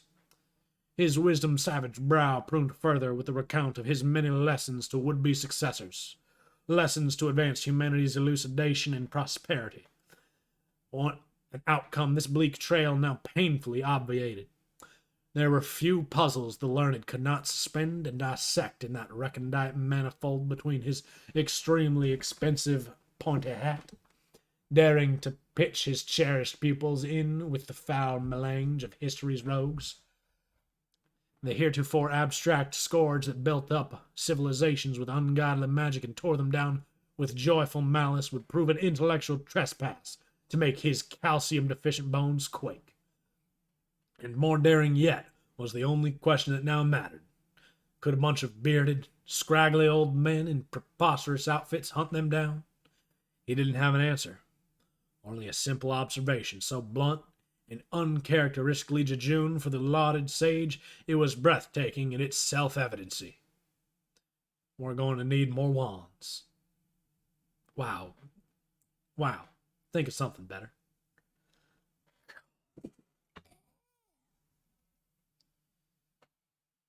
You know, I think I might revert Dave to basically me, but trying to be more of a bro. I feel like I myself am Texas enough for Dave. And you know, I'm not very country. I'm fairly I don't know if y'all are familiar with the vernacular, but yuppie being, city folk. No, maybe. I am not, in fact, like an inner city Dallas guy. I live like an hour outside of Dallas, but I feel like I am city enough to just add a little extra city to me, but I'm also country enough that I've got a bit of Texas hanging around. So yeah, not sure about GE the original Dave voice. It's just me, just a guy from Texas. I'm just a dude. Honestly, I should have just recorded every single thing Dave ever said back when I was 13. Why did I not? I gotta go back in time, guys. I need to do it. Isn't Dave Sprite technically 14? He said he'd been fucking around for like a year, right? Like 4 months without John and them, or like December to April is it's like 4 months.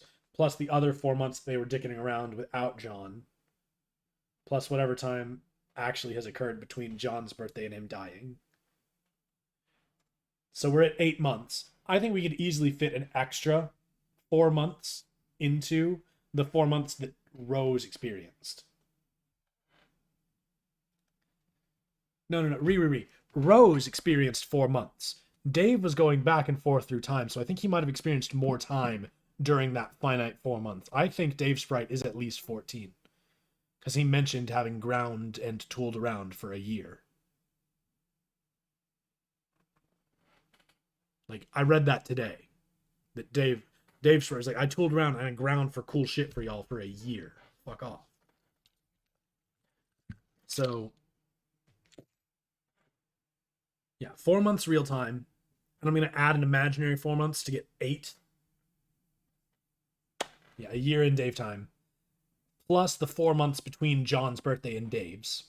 Actually, I think it's actually 5 because it's beginning of December. Well, it's still early. It's early April, so we'll discount that. But yeah, it's about 4 months between their birthdays. 4 months of real time plus, probably an extra 8 months if we're saying Dave ground for a year. So Dave is 14. Dave Sprite is 14. Do sprites age after they've been prototyped?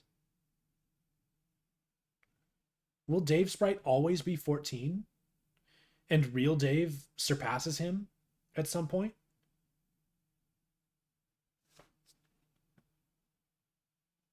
Huh.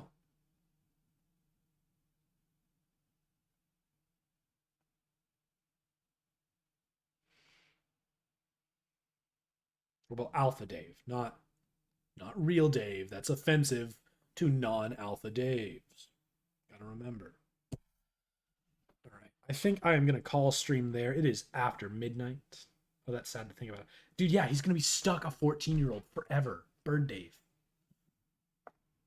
Like Jaspro's Sprite squared, also gonna be stuck. Dave Pita Sprite, also, or yeah, well, yeah, once Dave Sprite merges with Nepeta, Dave Pita Sprite squared. They're stuck. Did they explode? Bird Dave. Yes. Bird. Bird Dave. Yeah, Dave Sprite.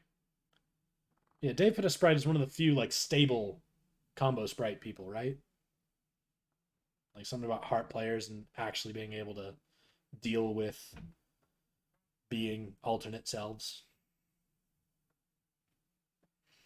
Man, that actually might help Bird Dave.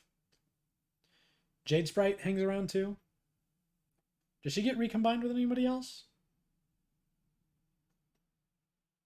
Jaspros didn't explode. Jaspros is around. But like it was all the like troll ones that they just combined. They just threw together people that did not get along at all a lot of the time, and it just didn't work out too great. Yeah. Except Arqueus. Arqueus was great. I will die standing on this hill. Arqueus rocks. I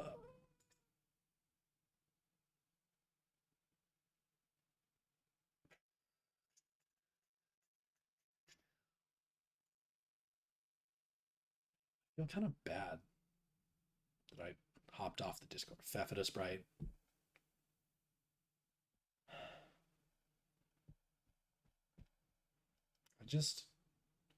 Dear sweet Fefita.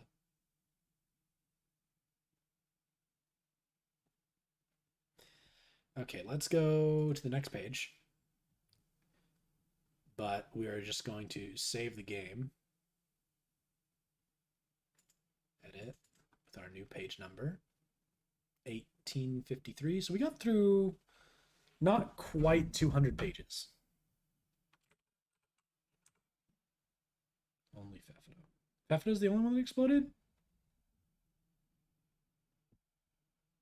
I thought there was a aerosol.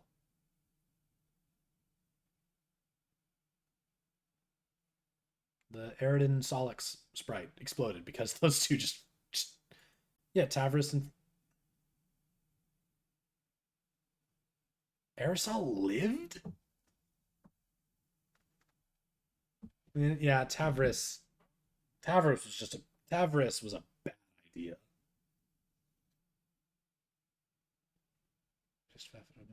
I don't know. The combo sprites were all just weird, and I never liked them. Whatever. We'll get to that eventually. Fefit is the only combo sprite that really exists. What about Dave Pita? This Dave makes me question whether or not I have epilepsy. It's like, wait a second. Holy God, do I have epilepsy? Christ. Just looking at. Thing was, on the official MSPA website, my cookies and stuff, my save game is a Dave Pita page, and it's eye cancer. It hurts. It hurts me so bad. Like, I can't get it to change. Like, I've tried deleting my, like, the little delete your save data button and, like, saving data somewhere else, and it just doesn't work. It just always wants to go back to Dave Pita. Which is part of why I'm doing the unofficial collection. Also because of Riri's recommendations of that. Yeah. I don't think I'm gonna stream tomorrow. I might. I could, perchance. It's just I can't hang out on the Discord with folks like C and ST and them, or on Pester Chum and do the narrative, like, creative writing stuff that I want to do, unless I stream that, which I don't know if I want to stream that. That seems kind of weird to stream.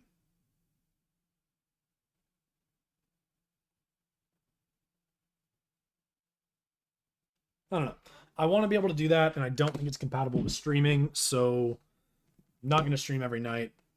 Sometimes I go weeks where I do, just, I feel it. I'm streaming every night, but probably not this week.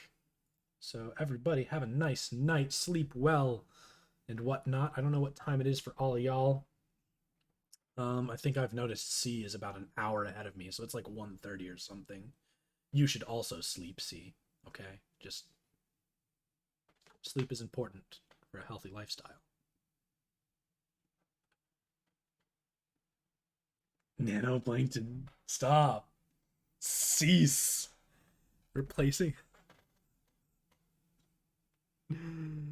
Nanoplankton. Planian. Planian. I'll never sleep. Niana planian. I hate it. I hate that word with the every N is replaced by the word nyan. I hate you. Not really. But just I hate that word. It's time for bed. I'm tired.